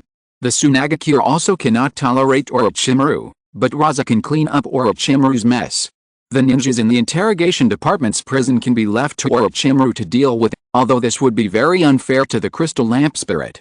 But how can the Crystal Lamp Spirit compare to Snake? He is the #1 scientist in the ninja world, and he has achieved immortality through science. Orochimaru has long black hair, elongated golden pupils, purple eyeshadow extending to the wings of his nose, pale skin, and wears blue-green Magatama-shaped earrings. Rasa looked at Orochimaru. Orochimaru had a feminine temperament, beautiful appearance, and an expression very similar to that of a snake. In reality, he had a kind of beauty that was difficult to distinguish between male and female. Dangerous and beautiful. No wonder there is no sense of incongruity in turning into ant. Snake beauty is beautiful, and the mental state is also beautiful. Orochimaru, do you believe in science, Rasa? And Orochimaru touched palms together, and asked a question that surprised Orochimaru. Science? What do you want to explain? Orochimaru sucked his tongue, staring at Rasa. Aaron. You curious about the origin of chakra? Aren't you curious about the birth of bloodline limits? Luo Sha chuckled. Do you think science can revive the dead? Can science make us immortal? I am very curious about the answers. What about you? Oh, eternal life? Life is so fragile. Norki was killed by Iwagakure. There was a flash of madness in Orochimaru's eyes. He was a paranoid and selfish person, but out of his love for Konoha, respect for his teacher, and affection for his companions, he has been suppressing himself in Konoha. No one could understand him. Luo Sha-kun, I am more curious about the secret of the elves now. Can you tell me? Orochimaru said playfully, his long, thin tongue sticking out unconsciously. It's not the right time yet. If you are willing to cooperate with me, I can slowly tell you some news. That's a shame. We are now enemies. Although Orochimaru said it was a pity, there was no change in his expression. If there were not so few scientific research talents in the ninja world, Rasa would never have wasted his time talking to Orochimaru. Now all the goods in the elf store are purchased from the system. Instead of letting Xiao Ai take the price difference, it would be better for me, Luo, to take the price difference. Xiao Ai, maybe I am not a human, but you are a real dog. I believe we will have a chance to cooperate sooner or later. After Luo Sha finished speaking, the two continued fighting and started scraping each other. Orochimaru is an indestructible cockroach with a strong ability to escape. Luo Sha was wearing magnetic armor, and the snake's teeth were broken, but he couldn't bite them to pieces. Although the battle was loud, both the men were unharmed. The Sand Village and Konoha were deadlocked on the Kikyo Mountain defense line, and the battle was at a stalemate. In the north of the continent, Yunnan couldn't stand the loneliness anymore and started to act. The Kumagakure has always coveted Konoha, but the Tsunagakure is too strong, and the Kumagakure still needs Konoha to contain the Tsunagakure. In the end, the Kumagakure gave up attacking the Land of Fire. The target of Kumagakure is the Land of Earth. The Iwagakure village secretly formed an alliance with the Sand Village and sent troops to participate in the Battle of Mount Kikyo. Does this mean they don't take the Kumagakure village seriously? At Xiao Ai's command, an army of 10,000 Kumagakure ninjas and 100,000 ordinary troops attacked the Land of Earth. At this time, Inoki was still implementing the spirit law in Iwagakure village, and the police department set up a special spirit group to deal with ninjas who violated the law. The Pokémon of the Sand Village Police Department is a large wolfhound, so the Iwagakure naturally takes the Sand Village as its standard. There are 3 green habitats in the Land of Earth where giant wolfhounds exist, and Inoki has sent Anbu ninjas to subdue them. The Iwagakure Ninja School was also preparing to offer a Pokémon course, But since there were no teachers, Iwagakure sent 20 ninjas to the Sand Village to study. When they come back, they can be considered as returned overseas talents to some extent. Chapter 92, Yunnan War. After a busy period, Inoki leaned back in his recliner and checked the records of the Iwagakure ninjas capturing Pokémons. Lord Tsuchikage, it's bad. The reckless men from Kumagakure have declared war on us. What? Inoki sat up from the recliner in shock. What the hell was wrong with Kumagakure? Could it be that Luo Ai's brain is filled with water? Although he was shocked, Inoki acted decisively and immediately issued an order to send troops. Following Inoki's order, the ninjas of the Iwagakure village quickly gathered. Among the 10,000 ninja army of Iwagakure, the giant Beedrill army led by Kamasa Ryuichi is extremely conspicuous. The buzzing sound continued. Inoki patted Kamijiru Piachi's shoulder with great satisfaction, a look of relief on his face. In addition to the Beedrill Legion, Iwagakure also formed a second legion, the Gallagher Legion. There are a large number of Galapagos and Korokoro living in the cliff habitat. As a green quality Pokémon, Giragra has a strong reproductive ability. Most Pokémon captured by Iwagakure ninjas in the cliff-well habitat are of the Giragra clan. The number of Iwagakure ninjas who possess Garagara has reached more than 1,000, enough to form a legion. Kumagakure sent troops first, and eventually the two sides met in Tokigakure and started a war. The Tokigakure village had just lost 4,000 ninjas in the river country and was severely damaged. Now its homeland was being ravaged by two major ninja villages, and it didn't even have the courage to resist. There are only more than 3,000 ninjas left in Tokigakure village now, and all the top leaders were wiped out a year ago, resulting in Tokigakure having no elite jonin now. There are even only 3 jonin, 2 of whom were promoted within a year. It only took Tokigakure 1 year to fall from the 6th ninja village to the last. With the destruction of the Yuzugakure village and the construction of the Darigakure village, there are now a total of 24 ninja villages in the ninja world. The Togakure village is ranked probably 12th with more than 2,000 ninjas and 2 elite jonins, Ashu and Guanjun. If Zapdos is included, the Hidden Bird village will be ranked 7th. After the Hidden Rain village, only high-end combat power can truly determine the status of a ninja village. Tokigakure village does not have high-end combat power, and with only 3,000 ninjas it can only rank 18th. The leader of Tokigakure village, Shigaraki, felt heart bleeding. He didn't expect that Tokigakure village would be in an even worse situation after joining Konoha. If Nanabe was still alive, how would Iwagakure and Kumagakure dare to go to Taki no Kuni and act wildly? Shigerin sent a letter to Konoha for help, but Konoha did not send ninjas to support. It just gave Tokigakure some verbal comfort and spiritual support. The younger brother was beaten, and in order to save face, Konoha's Ministry of Foreign Affairs stood up to condemn Kumagakure and Iwagakure, accusing the war between the two villages of destroying the stability of the people of Takakuni. Iwagakure and Kumagakure were not afraid of Konoha and they sprayed back directly, and Konoha immediately fell silent. Konoha is currently unable to take care of itself, so it would be a great help to Tokigakure by giving them some verbal support. Shellin was in despair. He looked around but didn't know who to turn to for help. Karigakure is isolated overseas and has no ability to provide any support. Only Tsunagakure has the ability to support Tokigakure. But Tsunagakure is the enemy of Tokigakure village. The Tsunagakure tribe tried to seize the Seven Tails, killed the top leaders of Tokigakure, and destroyed the Tokigakure ninjas. Tokigakure fell to this point, all thanks to the Tsunagakure tribe. However, when Shellin looked at the land of Taki country destroyed by war, he finally chose to bow his head. A letter for help was sent to the Sand Village. Tokigakure was willing to surrender to Sand Village, only hoping that Sand Village could prevent a war from happening within the borders of Taki country. Seigo looked at the letter in his hand and decisively rejected Tokigakure's request. The kingdom of Taki is sandwiched between the kingdom of fire and the kingdom of earth, and does not border the kingdom of wind. Between the land of wind and the land of Tokigakure, there are 2 other countries, the land of rain and the land of grass. Naturally, there is no need for Sand Village to get involved in the muddy waters of the battle between Iwagakure and Kumagakure. For the sake of Tokigakure, Shellin waited and waited, but did not receive any reply from Seigo. Instead, what he waited for was the war between Iwagakure and Kumagakure once again. Whenever Iwagakure and Kumagakure go to war, Iwagakure always suffers heavy losses, and the strength of Kumagakure alone is enough to exchange for the lives of 2 Iwagakure members. But this time the result was different. Relying on the large-scale Beedrill and Gallant armies, as well as scattered Pokémon such as Raiden, Valkyrie, and Crab, Iwagakure's ninja casualties were lower than Kumagakure. For the first time, such great news was naturally widely publicized by Iwagakure. Iwagakure has always been criticized for its weak individual ninja strength, and its entire reliance on numbers to maintain its appearance. Now, Iwagakure has finally turned things around, although they relied on the help of the elves. Judging from the results alone, Iwagakure won for the first time. Unine felt the powerful strength of the elves, especially when Yanine fought together with the elves, which made them suffer a lot. Especially the Beedrill Legion. Each Beedrill has a pair of poisonous stingers. Although the damage caused by each Beedrill sting is not fatal, the continuous stings accumulated over time are enough to kill people.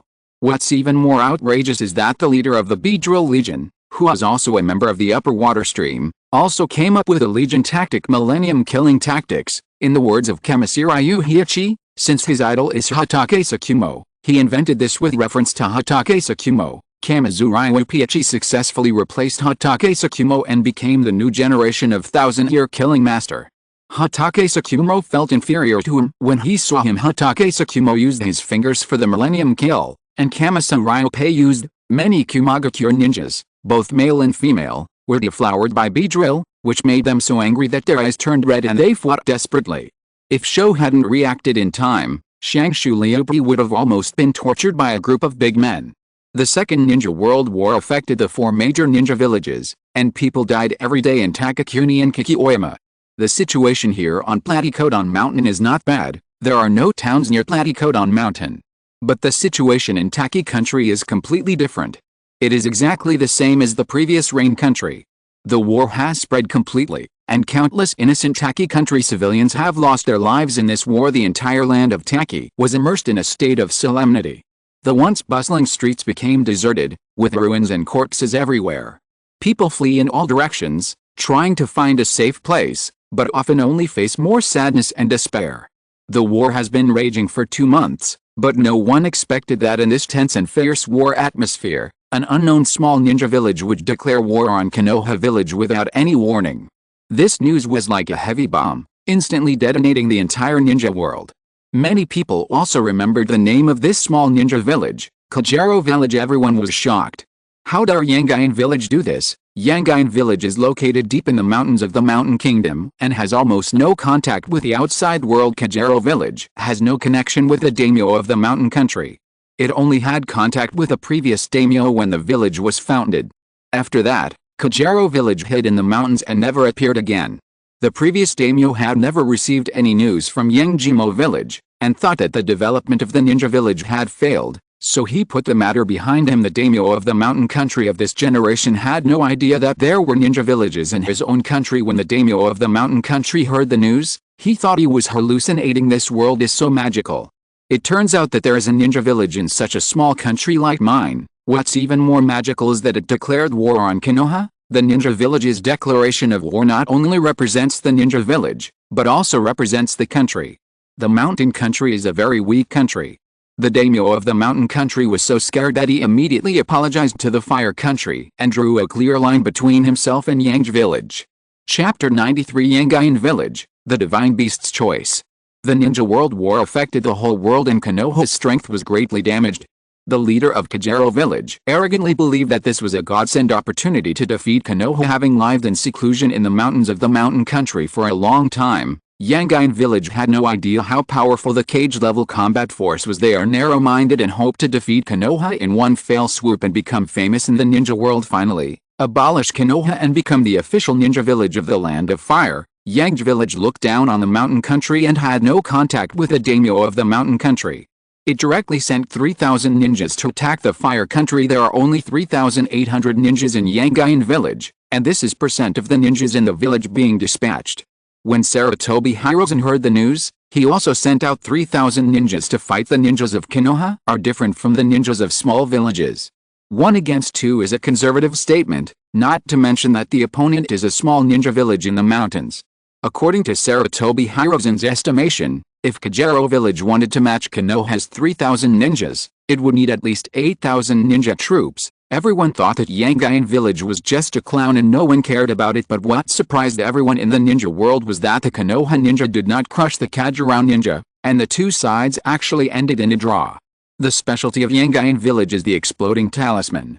Although the Yangayan ninjas are not very strong, they can use the exploding talisman in many different ways. It is reported that the first generation leader of Kajero village relied on detonating talismans to open up Kajero village and attract ninjas from the mountain country to join. The chief of Yangayan village lived in an era of war. When he learned that the fire country was opening up a ninja village, he also had the idea of opening up a ninja village. He wanted to create a paradise, a ninja village without war. He realized that if Kajero village became the official ninja village of the mountain country, then Kajero village would be the sword in the hands of the daimyo of the mountain country, and would inevitably fight for the mountain country. So, he built Kajero village deep in the mountains, severing the connection between Kajero village and the daimyo of the mountain country. He kept going out to recruit ninjas to join the ninja village. Relying on his personal charm and his vision of a paradise, Yangayan village attracted many ninjas to join. The Kajero ninjas have been self-sufficient for 30 years. However, the new generation of ninjas had not experienced the baptism of war, nor had they witnessed the strength of the top fighters in the ninja world. They began to desire to walk out of the mountains and become powerful men known throughout the world. They are able to make explosive tags and are proficient in various explosive tag ninjutsu. They believe that no one can survive the explosion. If you have the strongest power in the world, why do you hide in the mountains? They are like frogs in a well, fantasizing that Kajero village will become the world's #1 ninja village after it is born. The second generation leader of Yangayan village died 2 months ago, and the third generation leader is a younger generation of ninja, Yang Shuo. During the Second Ninja World War, Yang Shuo no longer waited and declared war on the first ninja village, Konoha, and sent troops to attack the Land of Fire. The information in Yang village is backward and it is still unaware of the changes in the ninja world. Now it is Tsunagakure that sits on the throne of the #1 ninja village. The Kajero ninja and the Konoha ninja fought at the border of the Land of Fire. Konoha did not expect that the Kajero ninja had real skills, and the Konoha village could not defeat the Kajero village in a short time. The Kajero ninjas were also surprised that many Konoha ninjas could directly resist the attacks of the explosive tags, and the power of the ninjutsu used by the Konoha ninjas was beyond their expectations. The Yangayan ninja didn't understand why the ninjutsu in their village was so bad. Fortunately, their detonating tags were able to compete with the Konoha ninjas, otherwise Kajero village would probably be doomed. Luo Sha, who was far away in Kikayo Mountain, also heard the rumors about Yangayan village.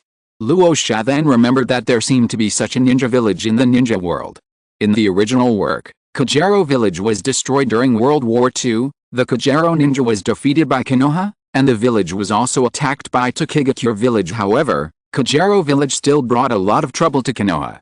A Kajero ninja sneaked into Konoha village and deployed a large number of detonating tags. Although they did not explode in the end, those detonating tags left Konoha with huge hidden dangers. Now Takigakure does not have the ability to attack Kajero village.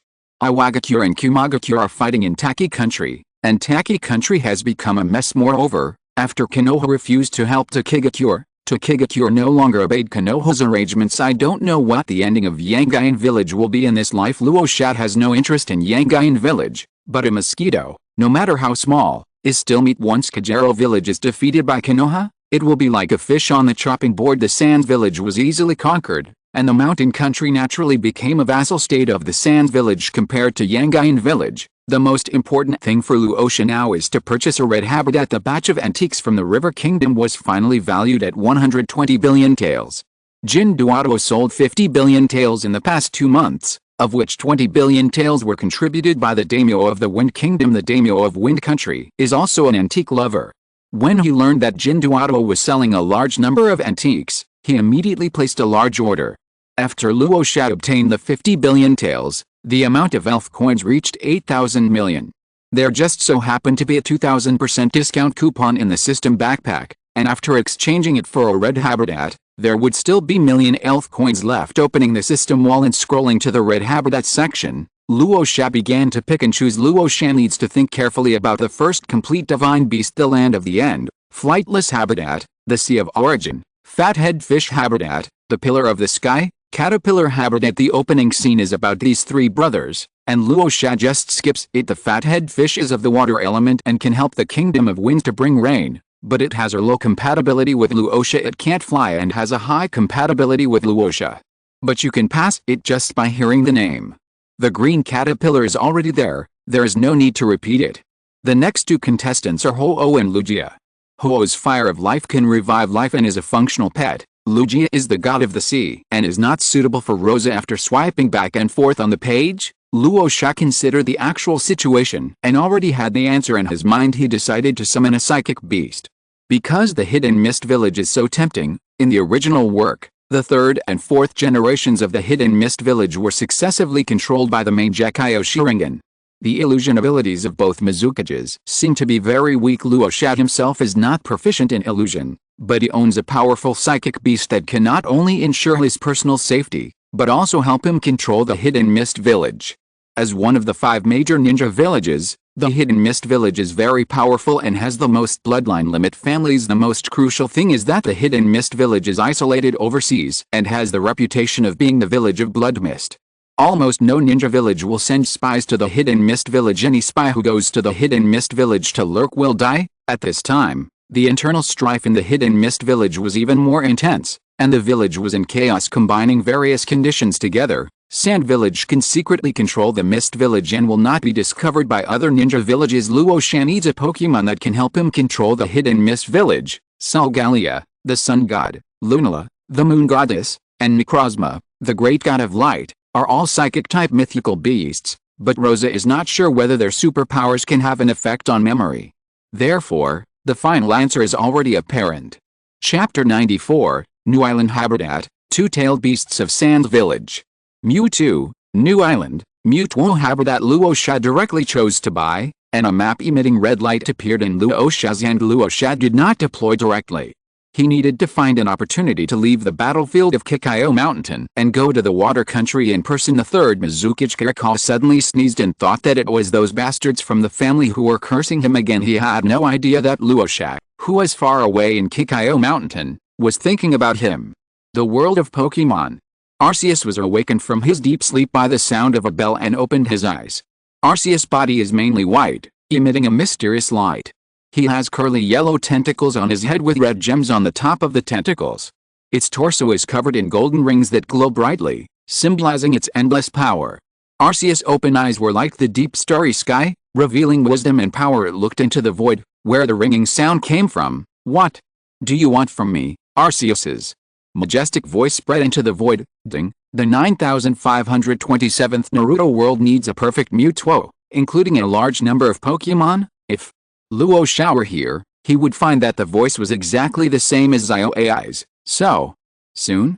It looks like my clone will need to go there soon, Arceus murmured. Without him in charge, those mythical beasts would cause trouble and destroy the world. Mewtwo, wait a moment. Colorful light flashed across Arceus' body, and the psychic slate flew out, gathering a large amount of psychic energy. While playing at the world tree, Manghun suddenly felt a pain in her eyes and discovered that one of her eyelashes was missing. Manghun was confused, his long tail shaking up and down, and he put his hands on his hips and looked at the sky. Dreamy. Complained and floated off to complain to Regichukis. Mewtwo is a Pokemon created by Team Rocket, but its strength has reached the level of a first-level god. Of course, Mewtwo is not as important as the first-level gods because Mewtwo has no authority. After Arceus created Mewtwo, he did not stop, but used the stone slab and the power of creation to create all the red habitats at once. Wait until these guys are materialized, then come call me. Ding. Okay. I wish you a happy life and look forward to seeing you next time. Xiao Ai left with a bunch of drawings, and Arceus fell asleep again. For Arceus, the Naruto world was a pleasant surprise. When the time travel god came to him, he had a friendly exchange with him, but he was no match for him. That is a higher level of power. In the end, it agreed to cooperate with the time travel master and become a non-staff member of the crossing department, so that it would be able to access more worlds in the future. However, the time travel master was very busy, so he handed this matter over to the artificial intelligence Xiao Ai. Arceus opened up the Pokemon world to AI, who is able to come and go freely and use some of Arceus' authority to create items. But Xiao Ai cannot create items of red quality. The previous 2 feathers were obtained by Xiao Ai in the Pokemon world herself. The requisite Pokemon egg was obtained from Arceus, and this time the habitat must also be solved by asking Arceus. Finally, Luo Sha got the New Island Habitat. As the name implies, New Island habitats must be placed on islands as a red habitat. The Zindao habitat is not just an island, but also includes 100,000 square kilometers of sea area and is approximately equal to the area of Zhejiang province. Including the island and sea area, the new island habitat area is at least 150,000 square kilometers. Luo Sha thought it was quite a coincidence. He had been planning to travel to the Hidden Mist village, and the new island habitat could be placed in the Water Kingdom along the way to get Mutuo into the bowl. We don't have time to waste on Kikayo Mountain. Looks like we need to call Zapdos and Bonfuku over. Konoha still has Uzumaki Mido, Sarutobi Hiruzen, and Shimura Danzo. At most, only Shimura Danzo can be dispatched. What Luo Sha didn't know was that Danzo Shimura was still in the small dark room, and Sarutobi Hiruzen would not send Danzo Shimura to the battlefield for the sake of the position of Hokage. Luo Sha picked up the Pokemon Encyclopedia and first contacted Ashu and Guanjun, asking them to call the Zapdos to join the battle. Then Luo Sha contacted Fenfu again, and Fenfu agreed readily. Fenfuku no longer locks himself up in prison. Instead, he lives next to a Buddhist temple in the north of the village. When he has nothing to do, he takes Shukaku out for a walk. Shukaku was mistaken for an elf by the Sand Village ninjas, and his walking around the streets wouldn't cause panic.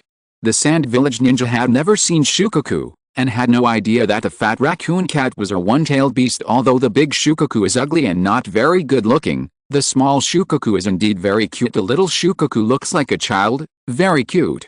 Sitting on Fubuku's shoulders, he attracts a lot of attention. Sand Ninja, how could such a cute raccoon cat be an evil creature like the tailed beast? Shukaku would go out on the streets from time to time to play with other ninja spirits. He could use earth escape technique, wind escape technique, magnetic escape technique, and sealing technique with ease. His shadow level aura really shocked many people. Shukaku has become the dream beast of the Sand Village ninjas, and many ninjas asked Fubuku in which habitat Shukaku is captured. Shukaku is extremely popular in the Sand Village. Rasa even wrote Shukaku on the first page of the elf textbook, gave it the title of the divine beast of the Sand Village, and marked it as the only one in the world. Rasa has completely bound Shukaku to the Sand Village. Shukaku is now living a very comfortable life and he enjoys the feeling of being sought after. This is a proud and arrogant raccoon cat.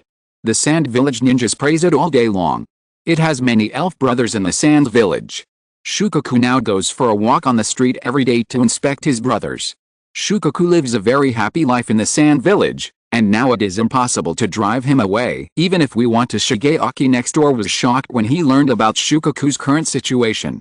It was obvious that he had always been doing better than Shukaku, so how come Shukaku has made a comeback now? Chongming couldn't lie flat anymore, so he flapped his wings, got up, and started working hard. However, no matter how hard Shigeaki tried, his popularity in Sunagakure was far less than Shukaku. It is clearly written in the elf textbook that Shukaku represents rock and ground.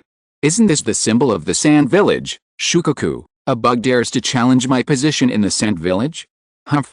Impossible. Luo Sha was delighted with Chongming's changes, and included Chongming on the second page of the elf textbook, giving him the title of Flying Insect Beast, representing the flying and insect types. Shigeaki is not very popular in the Sand Village, but he is very popular in the Darigakure village and the Iwagakure village. When the Darigakure village heard about the flying type, and the Iwagakure village heard about the insect type, they were both so excited that they wanted to invite Xiao Ai to give a speech in their own villages.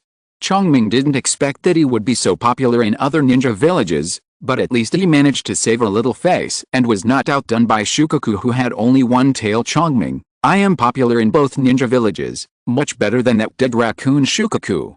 Only Shigeaki knew that Shukaku was a raccoon dog, and everyone else assumed that Shukaku was a raccoon cat. The elf textbook was compiled by Luo Sha, and it clearly states that Shukaku is a raccoon cat. Shukaku. Chapter 95, Battle of Kikayo Mountain.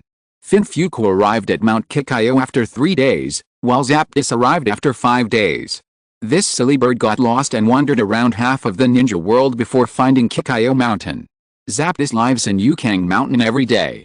It is a home bird, so it seems normal that it doesn't know the way. Rasa originally thought that with the support of 2 cage-level warriors, Sunagakure could take the Kikayo Mountain defense line and defeat Konoha. Unexpectedly, Konoha got the news early and sent out Mitai and Danzo Shimura. Danzo Shimura had long expected that he would be released from the small dark room early, because Konoha could not do without him, and neither could Hiruzen. Danzo Shimura was overjoyed as he was able to join the battle as soon as he came out of the small dark room.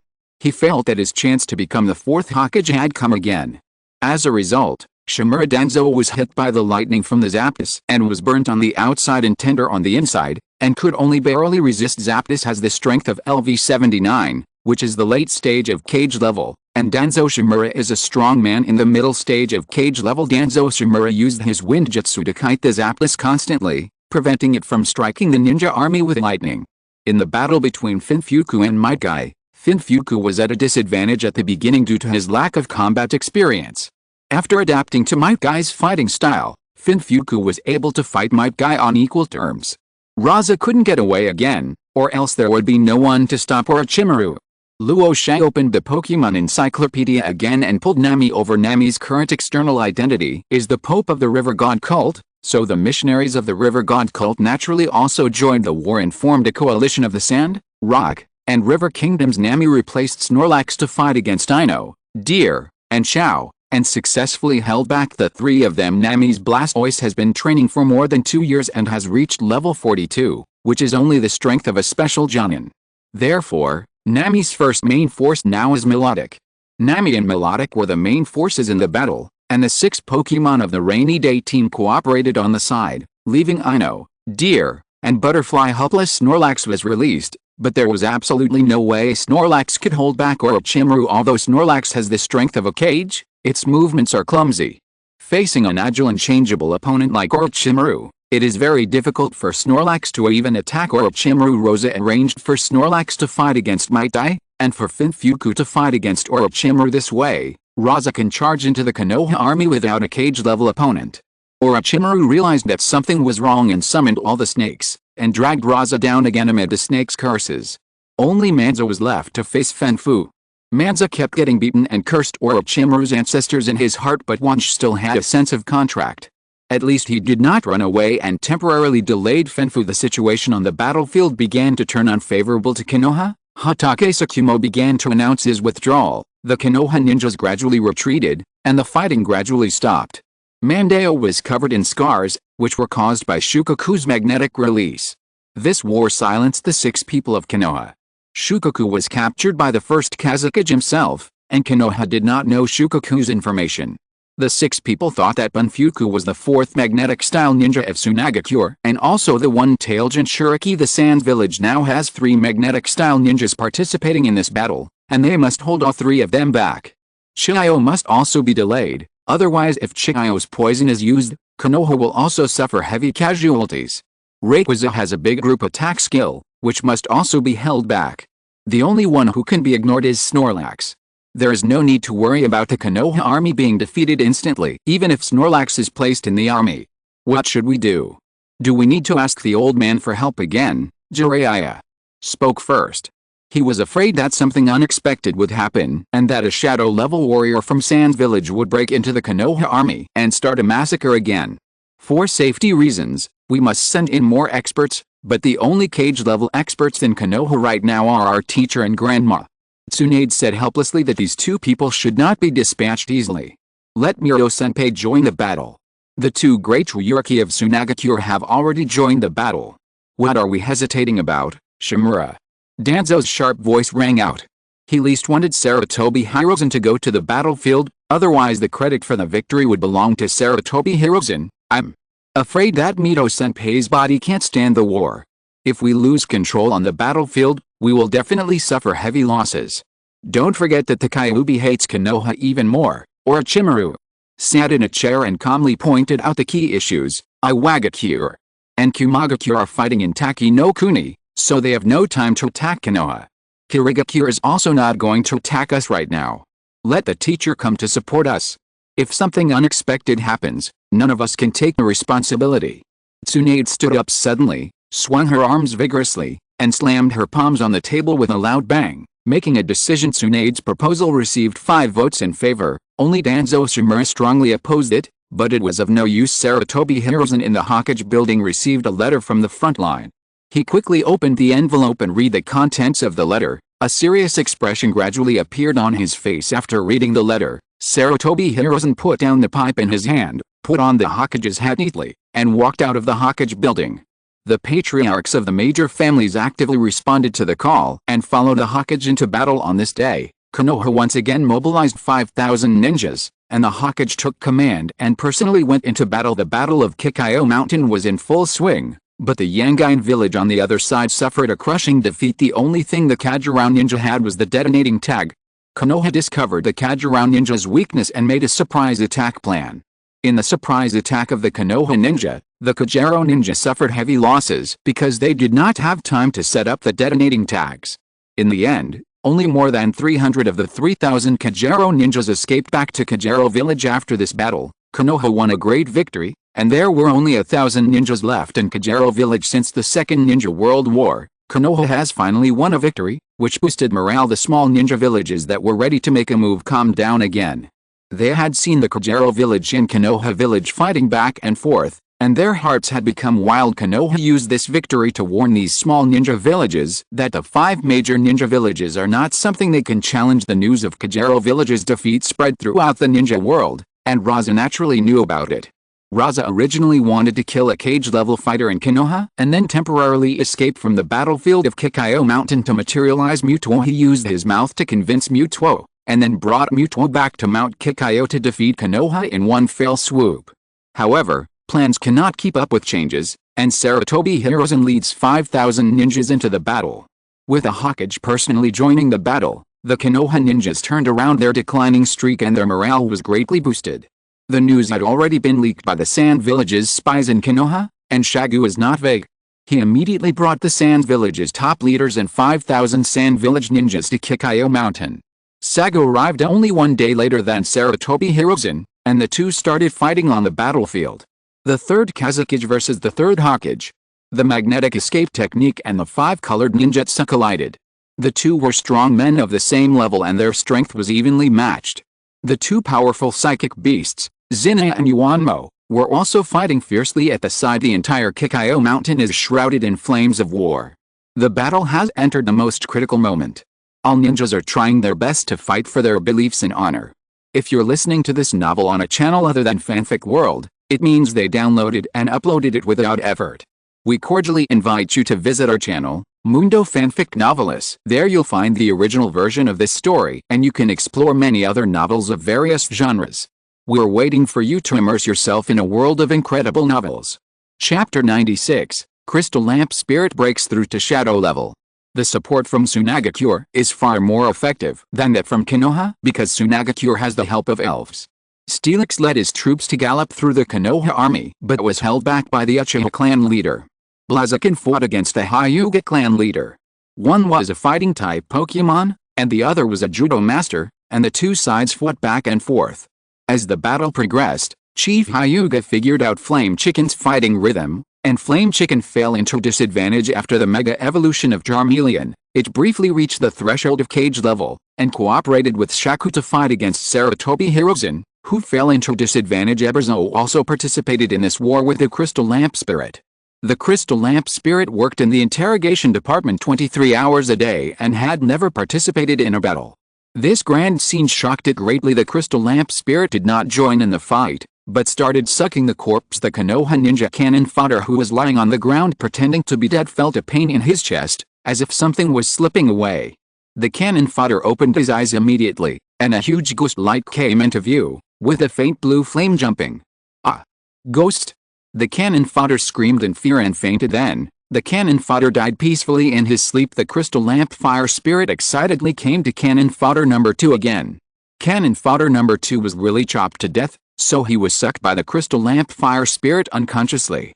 Although cannon fodder 2 is dead, it is still fresh and warm to the Crystal Lamp Fire Spirit, and the Crystal Lamp Fire Spirit is very happy to absorb it. The Crystal Lamp absorbed the Fire Spirit faster and faster. In order to improve efficiency, it directly released the ghost fire and used phosphorus fire to burn the corpse. The corpses did not change at all after being burned by the phosphorus fire, but in places invisible to everyone, the souls of these corpses did not float towards the god of death. The Grim Reaper didn't know why, even though the battle at Platycodon Mountain was going strong. Today's performance had declined by more than half. The Grim Reaper was scratching his head, but he was unable to come to Mount Kikayo to check, and he was always hoping that a ninja would summon him. Unfortunately, Death's expectations were doomed to fail. Ebizo followed the crystal lamp fire spirit throughout the whole process, protecting it and killing the blind Konoha ninja. Ebizo's only thought now is to help the crystal lamp spirit break through to the shadow level. The crystal lamp spirit had long felt a threshold to the shadow level, but had been unable to break through. After learning from his mistakes, he decided to bring the crystal lamp spirit into the battle to see if he could make a breakthrough in the war. Unexpectedly, the crystal lamp spirit came to the battlefield, staring at the corpses intently and not participating in the battle. But this is not important. He has a hunch that the breakthrough of the crystal lamp spirit will happen today. Under Ebizo's expectant gaze, a blue light suddenly flashed from the crystal lamp spirit's body, and 5 beams of phantom fire burned fiercely, and its aura rose steadily. The crystal lamp spirit was now clear-headed. Looking at the battlefield where people were constantly dying, it suddenly understood the meaning of ghost. Ghosts are born at the boundary between life and death. The living exist in reality, and the dead go to the underworld. A ghost is a dead soul that exists in reality. The crystal lamp spirit's momentum reached its peak, becoming the 5th shadow-level Pokémon of the Sand Village. Ho ha ho ha, I'm also a cage-level powerhouse. I never thought that I, Ebizo, would have this day, sister. Ebizo's voice suddenly stopped as he remembered that Xiao now had 2 shadow-level elves. He himself is no match for Xiao, and no matter how he looks at it, he can't turn the situation around. When Ebizo thought about continuing to be bullied by Xiao in the future, the excitement in his heart instantly disappeared. Ebizo was petrified on the spot. A Konoha ninja noticed that Ebizo was distracted and took the opportunity to assassinate him, but was instantly burned to death by the crystal lamp fire spirit. Ebizo suddenly came to his senses and decided not to think about how to resist Xiao's oppression anymore. Isn't it just to prepare a betrothal gift for Scorpion? Isn't it just his salary for 30 years?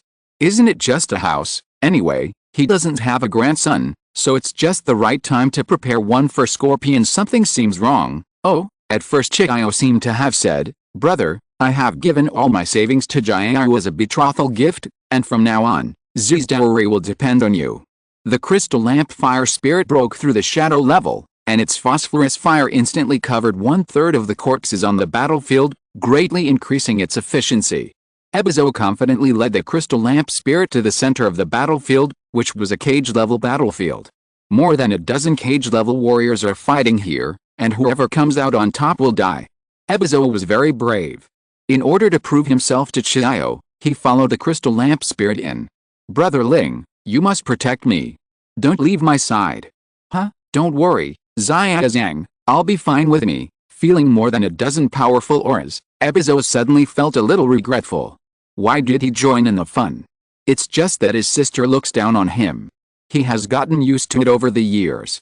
But since he was already here, he had no choice but to go ahead. Especially since Xiao had already discovered him, it was too late for him to run away. Ebizo looked at several battlefields, looking left and right, and found that the fight between Snorlax and Might Guy was the quietest.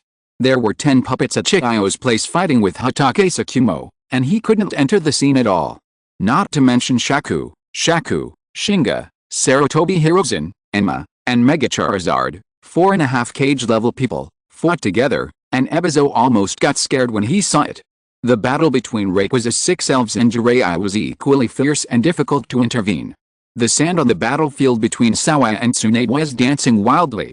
The giant god soldier had great destructive power, and he might be buried in the ground if he went in. Xiao Ai's boss Dora didn't even dare to get involved, and ran into the ninja army to crash into them. The battle between Rasa and Orochimaru was not as grand as that between Xiao Ai, but the countless flying gold sand shurikens could easily hurt him by mistake. Zapdos and Danzo don't have a fixed battlefield, but run around in the field. The Zapdos kept chasing Danzo and pecking him, leaving a blister on his butt from time to time. A bolt of lightning struck from the sky, which made Ebizo feel scared. The battlefield between Fenfu and Chiudeoquafang was covered with yellow sand. If he intervened, it might make things worse, so Fenfu needed to pull him out of the sand. Akimichi no Refuge was a hidden cage-level fighter in Konoha. He was also one of the disciples of Senju Tobirama. He began to live in seclusion after Sarutobi Hiruzen came to power. Akimichi Tofu was in his prime, and although his strength was inferior to Fenfu and he was suppressed by Fenfu throughout the whole process, he was able to hold Fenfu back and prevent Fenfu's magnetic escape from hitting the Konoha army. There were only Snorlax and Might Guy. The two of them kept punching each other in a dull manner, occasionally causing fluctuations in the airflow. The ground under their feet was not damaged at all, so the safety factor was the highest. Ebizo never thought that there would be a day when he would be so weak, and there was almost no battlefield where he could help. After all, he is the strongest elite Chunin, commonly known as the Quasi-Shadow. Ebizo and Crystal Lamp Spirit came to the battlefield on Snorlax's side, only to see Crystal Lamp Spirit spit out more blue flame, which pounced towards Might Guy like a huge ghost. This is the ultimate move of the Crystal Lamp Spirit, Fire Abyss. The more than 10-meter high blue ghost fire was like an extremely ferocious abyss monster that would choose its prey and devour its prey, bringing with it a suffocating cold breath. Might Guy felt an unprecedented threat. After a fist collision with Snorlax, he retreated at a high speed with the help of Snorlax's power. Trouble. By the power of the Crystal Lamp Spirit's move, Might Guy was sure that it was a shadow-level Pokémon. A shadow-level elf with no intelligence, is this Sunagakure's backup plan. Facing two shadow-level Pokémon, Might Guy was not afraid at all. His aura surged again. He activated the 8 gates of ninjutsu, Jingmen, and fought with Snorlax again. As the two fists collided, a huge air wave rose up, and the air seemed to be torn into countless pieces, making a sharp and piercing whistling sound at the same time. The ground could not withstand the impact of this powerful force, and dust flew everywhere. Nani, Ebizo was shocked. You were obviously not like this before. Are you two playing me? Ebizo's hair was blown away, revealing his bald head. Ah, my wig. Ebizo cried out in grief, but no one had time to care about this middle-aged bald man. Chapter 97, The Blue Beast of Konoha. Ebizo touched his Mediterranean head and felt like crying. How could he not be bald if he worked overtime every day? This was a secret he had kept for many years, but he didn't expect it to be made public today still on such an occasion. Not only the Sand Village ninjas knew that he was bald, the Konoha ninjas knew it too. No, the whole ninja world knows about it. Ebizo squatted on the ground and drew circles. He no longer had any mood to fight after Snorlax and Might Guy exchanged punches. They took 2 steps back and opened their squinting eyes slightly. It was extremely surprised at this time. It thought that Might Guy was only at the level of 5 gates, and it had been holding back its strength. Its purpose is to hold Might Guy back, not defeat him.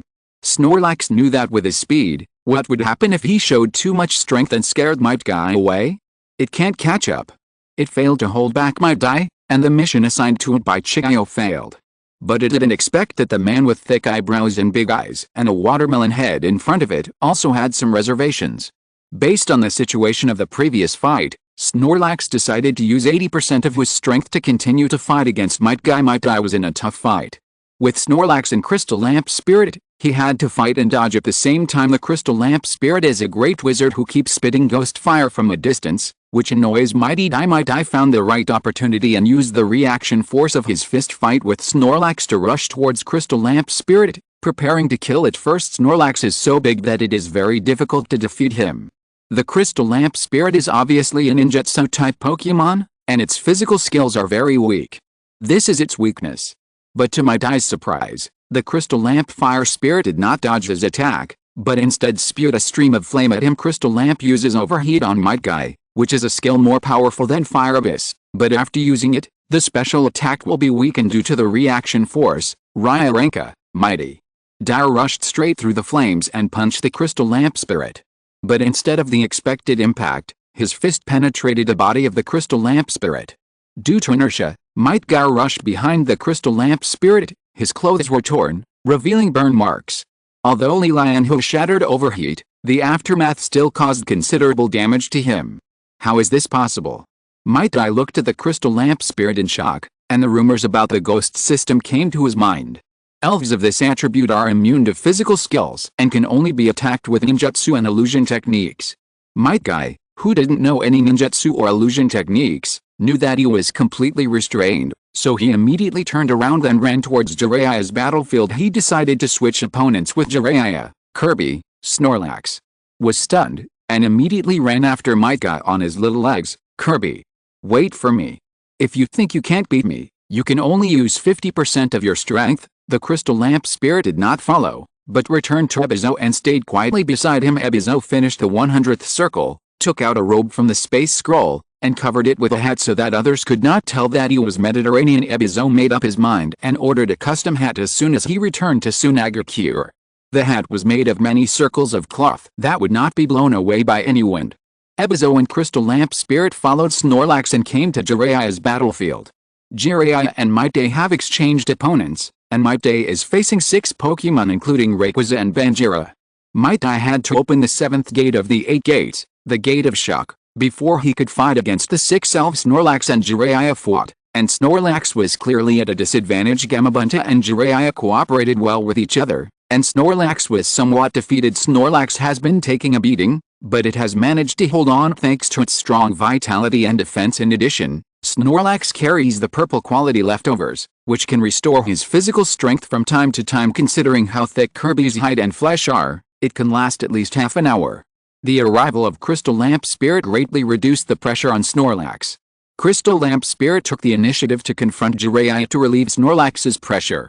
The Crystal Lamp Spirit had just entered the shadow level and was not yet proficient in using the sudden surge of energy, so she was no match for Jiraiya. Seeing this, Ebizo hurried forward to help and assisted the Crystal Lamp Spirit. Just as Ebizo, the Crystal Lamp Spirit and Jiraiya were fighting, a huge blue shadow appeared on the battlefield.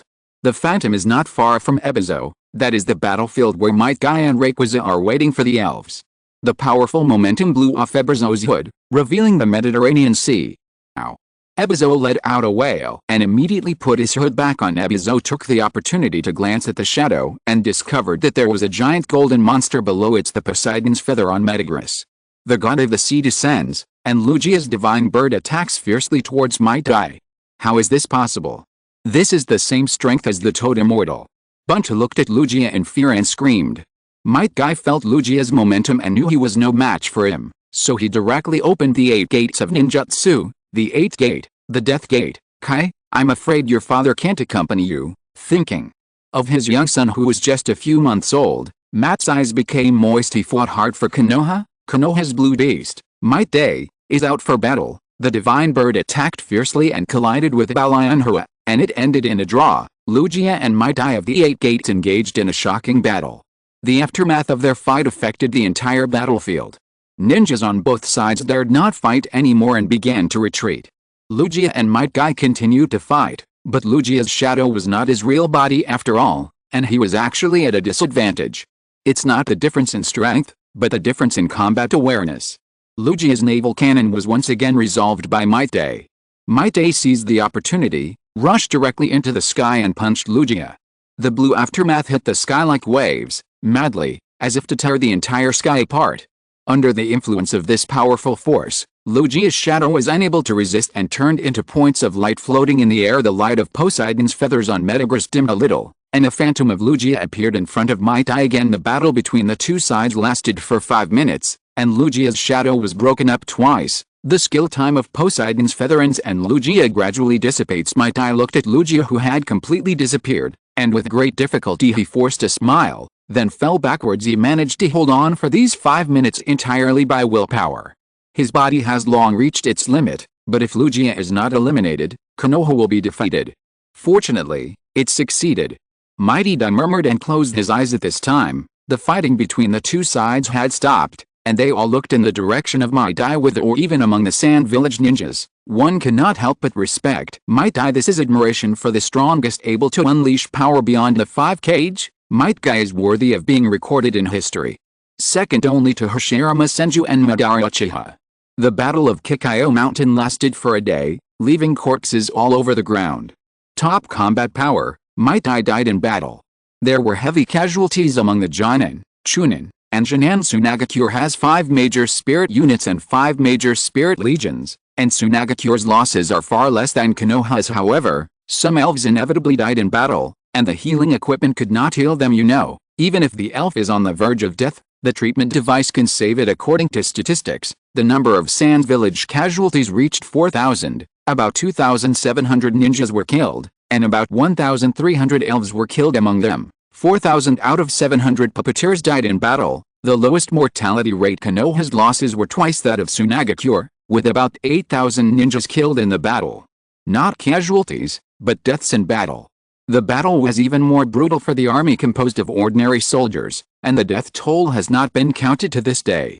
Chapter 98, Temporary Truce. Mutuo appears. The Uchiha clan suffered the highest number of deaths in Konoha, and their opponent was the Steelix army. Among the 5 major spirit armies of Sand Village, the Steelix unit is undoubtedly the number one. With their huge size, 40 steel snakes are enough to fight against 400 people. The Uchiha clan is using their lives to hold back the Steelix army. 2,000 Uchiha ninjas, 1,400 died in one day. The Uchiha clan is now immersed in grief, and almost all of the 600 surviving ninjas have an extra magatama in their eyes. Uchiha clan leader believed that the death of his clan members was worthwhile, not only because the strength of the surviving Uchiha ninjas would be improved, but also because he believed that Konoha would accept the Uchiha clan. The Uchiha clan leader is still fantasizing about reconciliation with Konoha's top leaders and the complete integration of Uchiha into Konoha ninjas. Collected the bodies of the dead and built hero monuments for the dead ninjas. The village will take care of the relevant family members, the widow will receive a large compensation, and the children will be raised by the village until they are 18 years old. If a child has a ninja talent, his or her file will be marked as son of a hero, and he or she can obtain ninjutsu and elf eggs through special channels. On the 3rd day after the war, Konoha sent an envoy to deliver a diplomatic document. It's not a surrender, but a temporary truce. Naturally, Shagu would not agree. The Konoha ninja army had lost nearly half of its ninjas. If they fought another battle, Sand Village would be able to defeat Konoha. There are only more than 20,000 ninjas left in Konoha now, and only 8,000 ninjas are left in the Kikayo Mountain Ninja Army. Shagu is confident that he can keep these 8,000 ninjas in Kikayo Mountain forever. By then, even if Konoha quickly replenished cannon fodder through reserve ninjas, the number of ninjas in the short term could only reach a maximum of 30,000. Half of them are cannon fodder. Victory of Tsunagakure is in sight. Even though Tsunagakure would also suffer huge losses, Shagu still decided to continue the war. As long as the cage-level combat power is maintained, the status of Sand Village is unshakable. Shagu was about to reject Konoha's request for a truce, but was stopped by Rasa. Master, let's stop fighting for now. Give me a month, and I can defeat Konoha by myself without losing a single soldier. My Dai is dead, and if they fight again, Sand Village will definitely win. But there will also be casualties in Sand Village since there is a way to prevent the Sand Village ninjas from dying in battle. Rasa will naturally do it. Okay, then let's agree to Konoha's request for a truce. Shagu was silent for a while and made a decision out of trust in Luo Sha. He did not ask the reason. He could probably guess that the existence above the cage level that Luo Sha once mentioned might be about to appear. The land of water above the vast, a huge and majestic green dragon roared past. A blue dragon flew across the sea and entered the territory of the Water Kingdom. Let's just stay here. This will be the new island from now on. Luo Sha looked down from a high altitude and an island appeared before his eyes. Marked on the system map, this is where red habitat can be placed. A red light flashed, the natural energy surged on the island, and countless elves appeared in the ninja world that was no weaker than his own. The slug immortal did not even split up his little slugs, wondering if the wet bone forest was safe and if he could avoid the detection of this powerful man. If it's a strong man at the same level as me, then I definitely can't beat it. The slug immortal is the least skilled in fighting among the 3 immortals, and saving his life is his first choice. It splits into so many slugs for fear that something unexpected might happen one day and the main body might die. Compared to the Meiboku Mountain and the wet bone forest where everyone was on edge, a glimmer of interest appeared in the eyes of the white snake immortal in the Raichi cave. It is a veteran super shadow master and the most powerful immortal among the 3 immortals. It is not afraid of the emergence of new super shadow masters at the moment, so this matter can only be postponed in the new island habitat. Luo Sha waited for 2 hours, and the natural energy finally calmed down. The new island habitat includes the surrounding sea area, which is filled with water elves, including the howler, the stinging jellyfish, the white sea lion, the iron shell, the dragonite, and the 3 great water elves of all generations. All water-type elves below orange quality are materialized. What surprised Luo Sha the most was that even Sukyun and Potingshu appeared. Sukyun is one of the 3 sacred beasts and a member of the mythical beast clan. Very few people know about Potingshu. But his strength is extremely powerful because it is a member of the paradoxical Pokémon. It looks very similar to Sukyun, which is equivalent to an enhanced version of Sukyun. The 3 shadow-level elves that appeared in the sea were Sukyun, Peregrine Falcon, and Sea Lion. The new island is no less impressive, with all the starter 3 grass-type Pokémons appearing, including Venusaur, Gnat, Lizardman, Squirtle, and Garchomp. A variety of elves appeared one after another, even dragon elves, the Tanabata Bluebird, the Double-Axe War Dragon and the Quasi-God Elf Slimy Melu Dragon.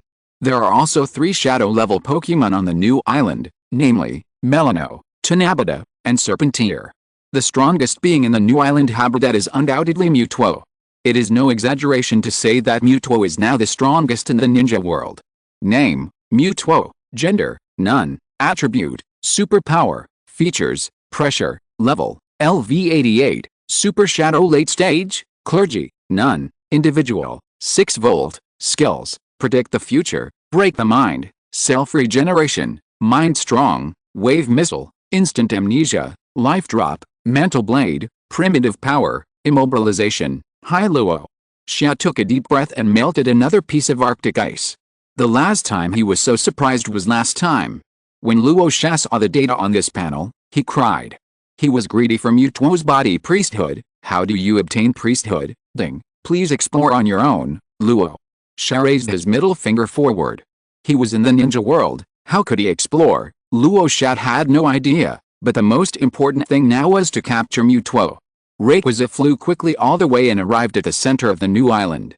Along the way, in addition to meeting various elves, Luo Sha also passed through a town. There are several towns on the new island, and the sudden appearance of the elves is bound to cause a severe shock to the residents. However, most elves are gentle in nature and will not attack humans as long as humans do not actively attack them. Luo Sha will soon take control of the Hidden Mist village and bring the Water Kingdom under his control. For the residents of the new island, this is likely to be a huge opportunity.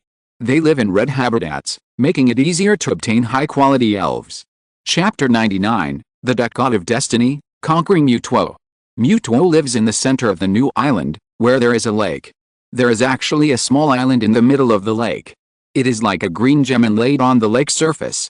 This island can be called an island within an island. The island is lush and green, with tall and straight trees with luxuriant branches and leaves, like huge green umbrellas held overhead. Amidst this vibrant vegetation, there stands a magnificent palace.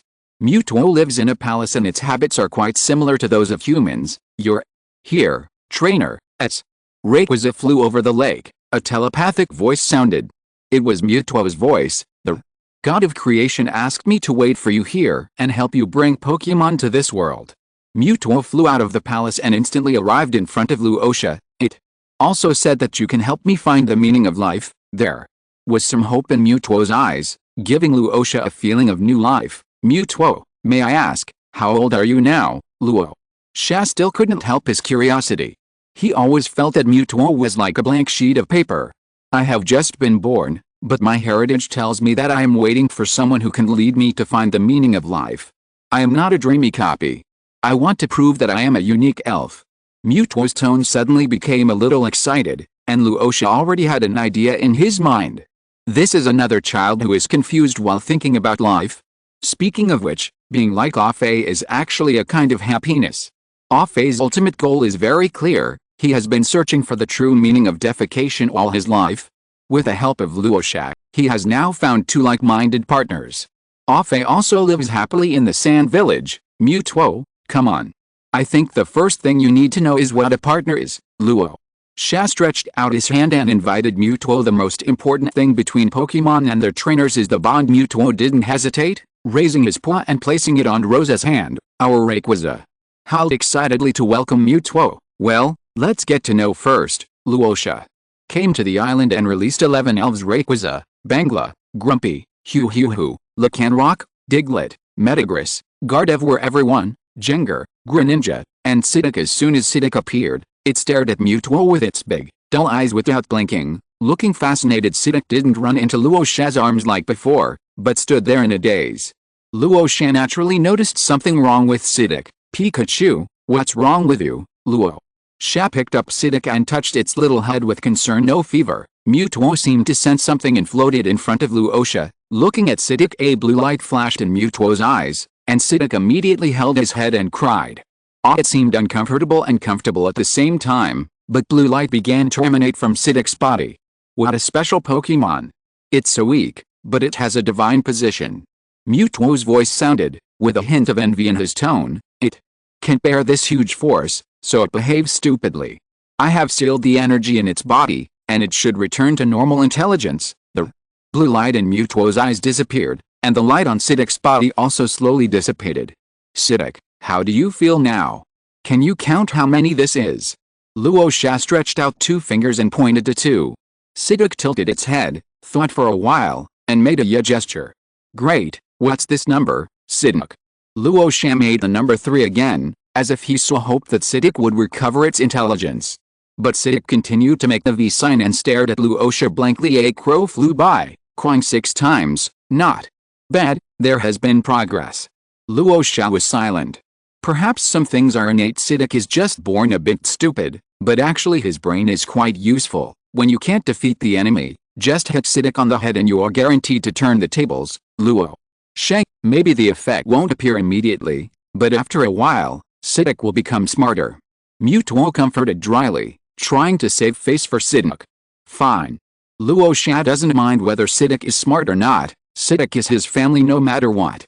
However, at this moment, the information panel of Siddiq made Luo Sha confused. Name: physical duck, gender male, attributes water, psychic features moisture, easy to swim level, LV 53, clergy, destiny, 1%, individual, 5 volt, HP 31, attack 1, defense 31, special attack 31, special defense 31, speed 31, skills, tail wagging, telekinesis, petrification, instant amnesia, self-suggestion, mental hammer, predicting the future, destiny, the duck of destiny, able to carry the fortune of heaven and earth, is loved by everyone and can bring good luck to an area.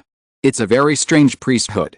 Destiny is an auxiliary authority and cannot be used in combat for a country. Siddiq is definitely a divine pet. Luo Sha didn't know how Siddiq obtained the priesthood.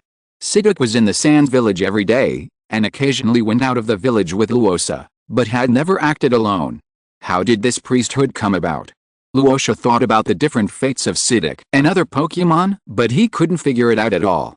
Siddiq broke free from Rose's arms, staggered to Mewtwo, and pulled Mewtwo's hand. Gua. Like, comfortable, Mewtwo touched Siddiq's head and used his superpowers to float Siddiq back into Luo Sha's arms. Mewtwo, do you know how to obtain a priesthood? Mewtwo doesn't have a divine position, so Luo Sha asked with a tried attitude. The first method is to resonate with the world and comprehend the rules. When a rule is fully comprehended, one can obtain a priesthood. The second method is God's gift.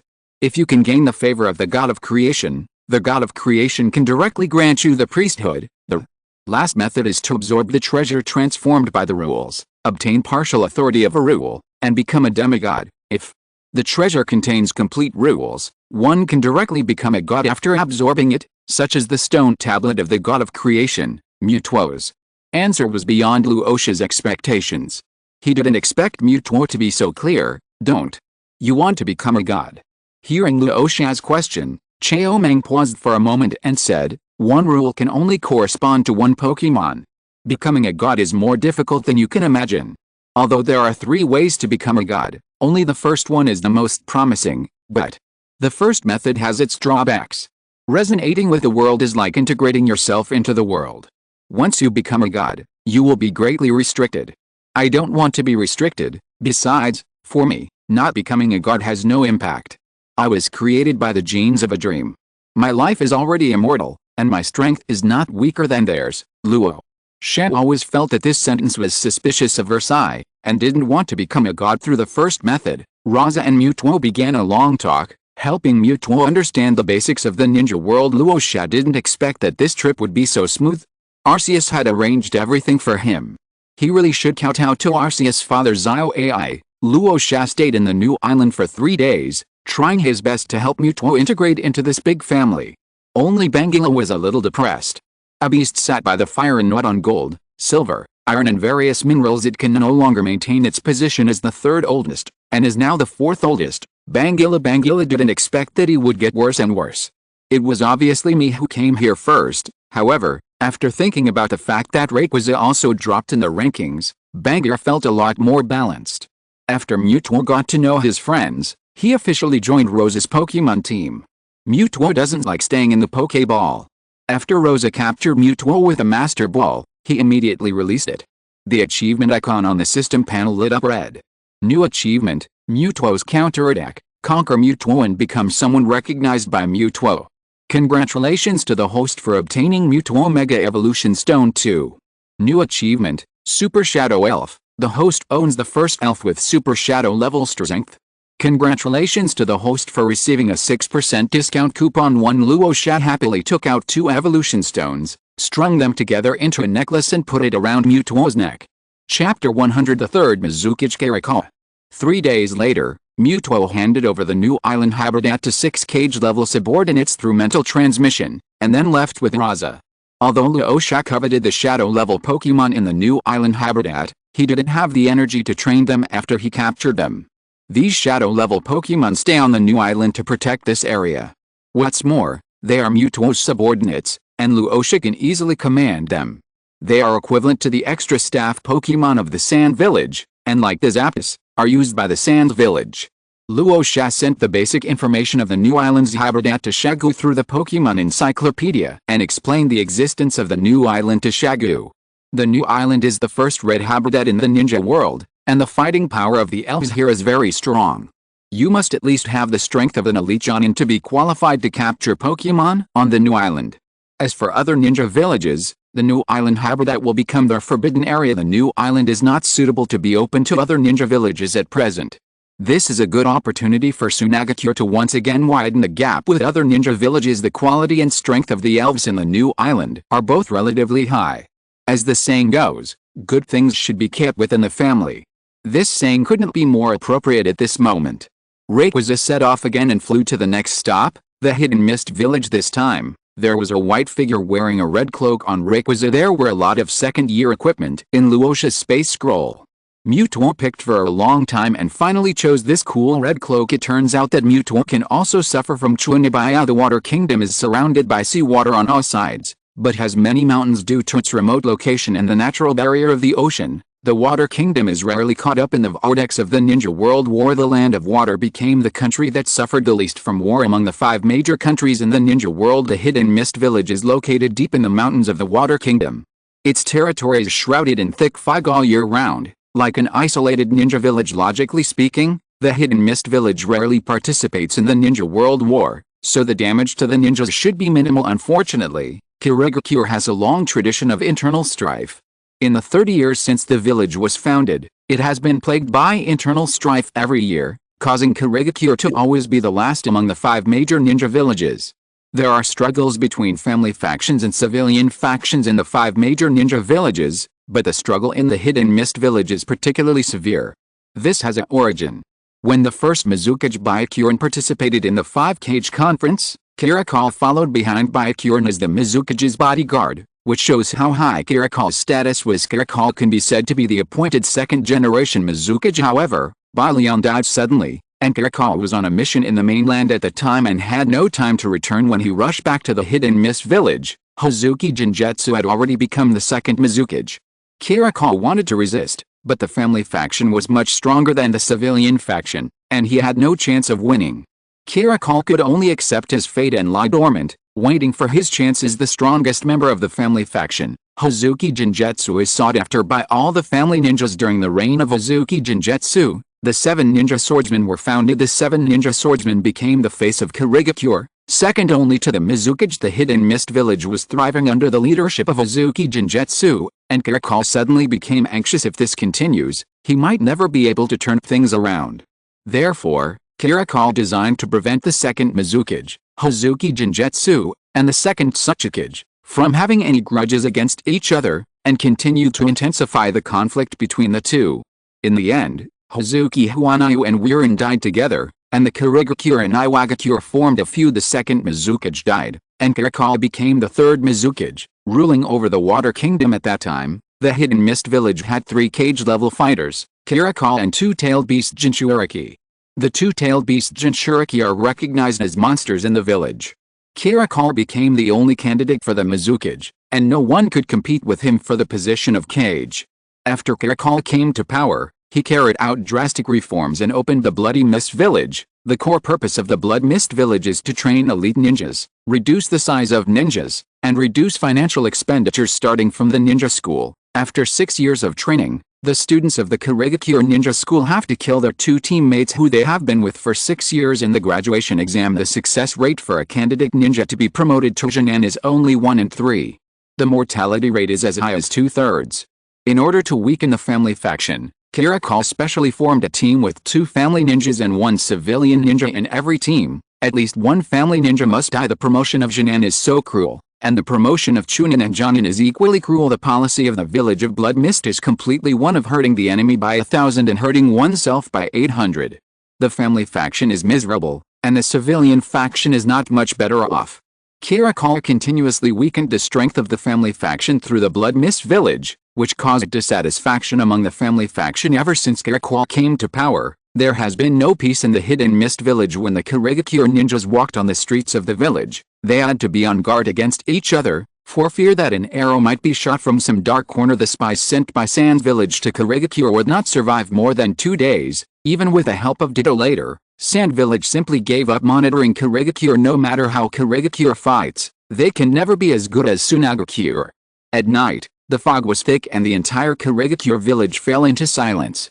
The breeze blew gently, and Rasa and Mutuo sneaked into the Hidden Mist village. High in the sky, Rakongzuo was hiding quietly in the clouds, waiting for Luo Sha to give orders. Luo Sha didn't even have a map of the Hidden Mist, and had to rely entirely on Mutuo's perception to lead the way. Mutuo teleported, and the 2 of them easily arrived at Karula's house. Karula, as a cage-level ninja, had extremely sharp perceptions. The moment the 2 appeared, he sensed something was wrong. Karula immediately opened his eyes, stood up, and assumed a fighting stance. Just as Karula was about to attack, he found himself completely out of control. He couldn't even speak. Karula widened his eyes in horror and looked at the 2 people who were getting closer and closer. Third, Mizukage, I have long heard of your name, Luo Sha leaned close to Karula's ear with a mischievous look and whispered. At this moment, Luo Sha looked like a big villain, and the poor little Karula was his prey. Karula struggled desperately, trying to break free from Mutuo's grasp, but his efforts only caused his body to sway slightly. Mutuo's powerful mental power bound him tightly, making him unable to move at all. An expression of pain and despair appeared on Karula's face. He realized that he was no match for the opponent, and he was completely powerless to resist Mutuo's power. This is the existence above the shadow. The Anbu ninja who was protecting Karula had already fallen to the ground. No matter what happened here tonight, the outside world would not know. A blue light flashed in Mutuo's eyes, and Karula closed his eyes and fell into deep sleep. After watching Karula's life, Mutuo began to delete all of Karula's memories. Mutuo has the ability to erase memories, but cannot modify them. If you want to control Karula starting from his memory, you need to completely erase Karula's memory and then arrange a new life for Karula. Use illusions to change Karula. Then, Karula will not know that he is being controlled by someone. He will think that he is a ninja from the Sand Village and a spy sent by Sand Village to Karigakure. But 3 years passed and the Sand Village never called him back. In the end, he accidentally became the boss of Karigakure. End of this chapter. Thank you very much for reaching the end. Don't forget to like. Looking for more exclusive content and immediate access? Subscribe to our Patreon. Remember, every like, subscription, or donation encourages us to continue. Thanks to everyone. See you in the next video.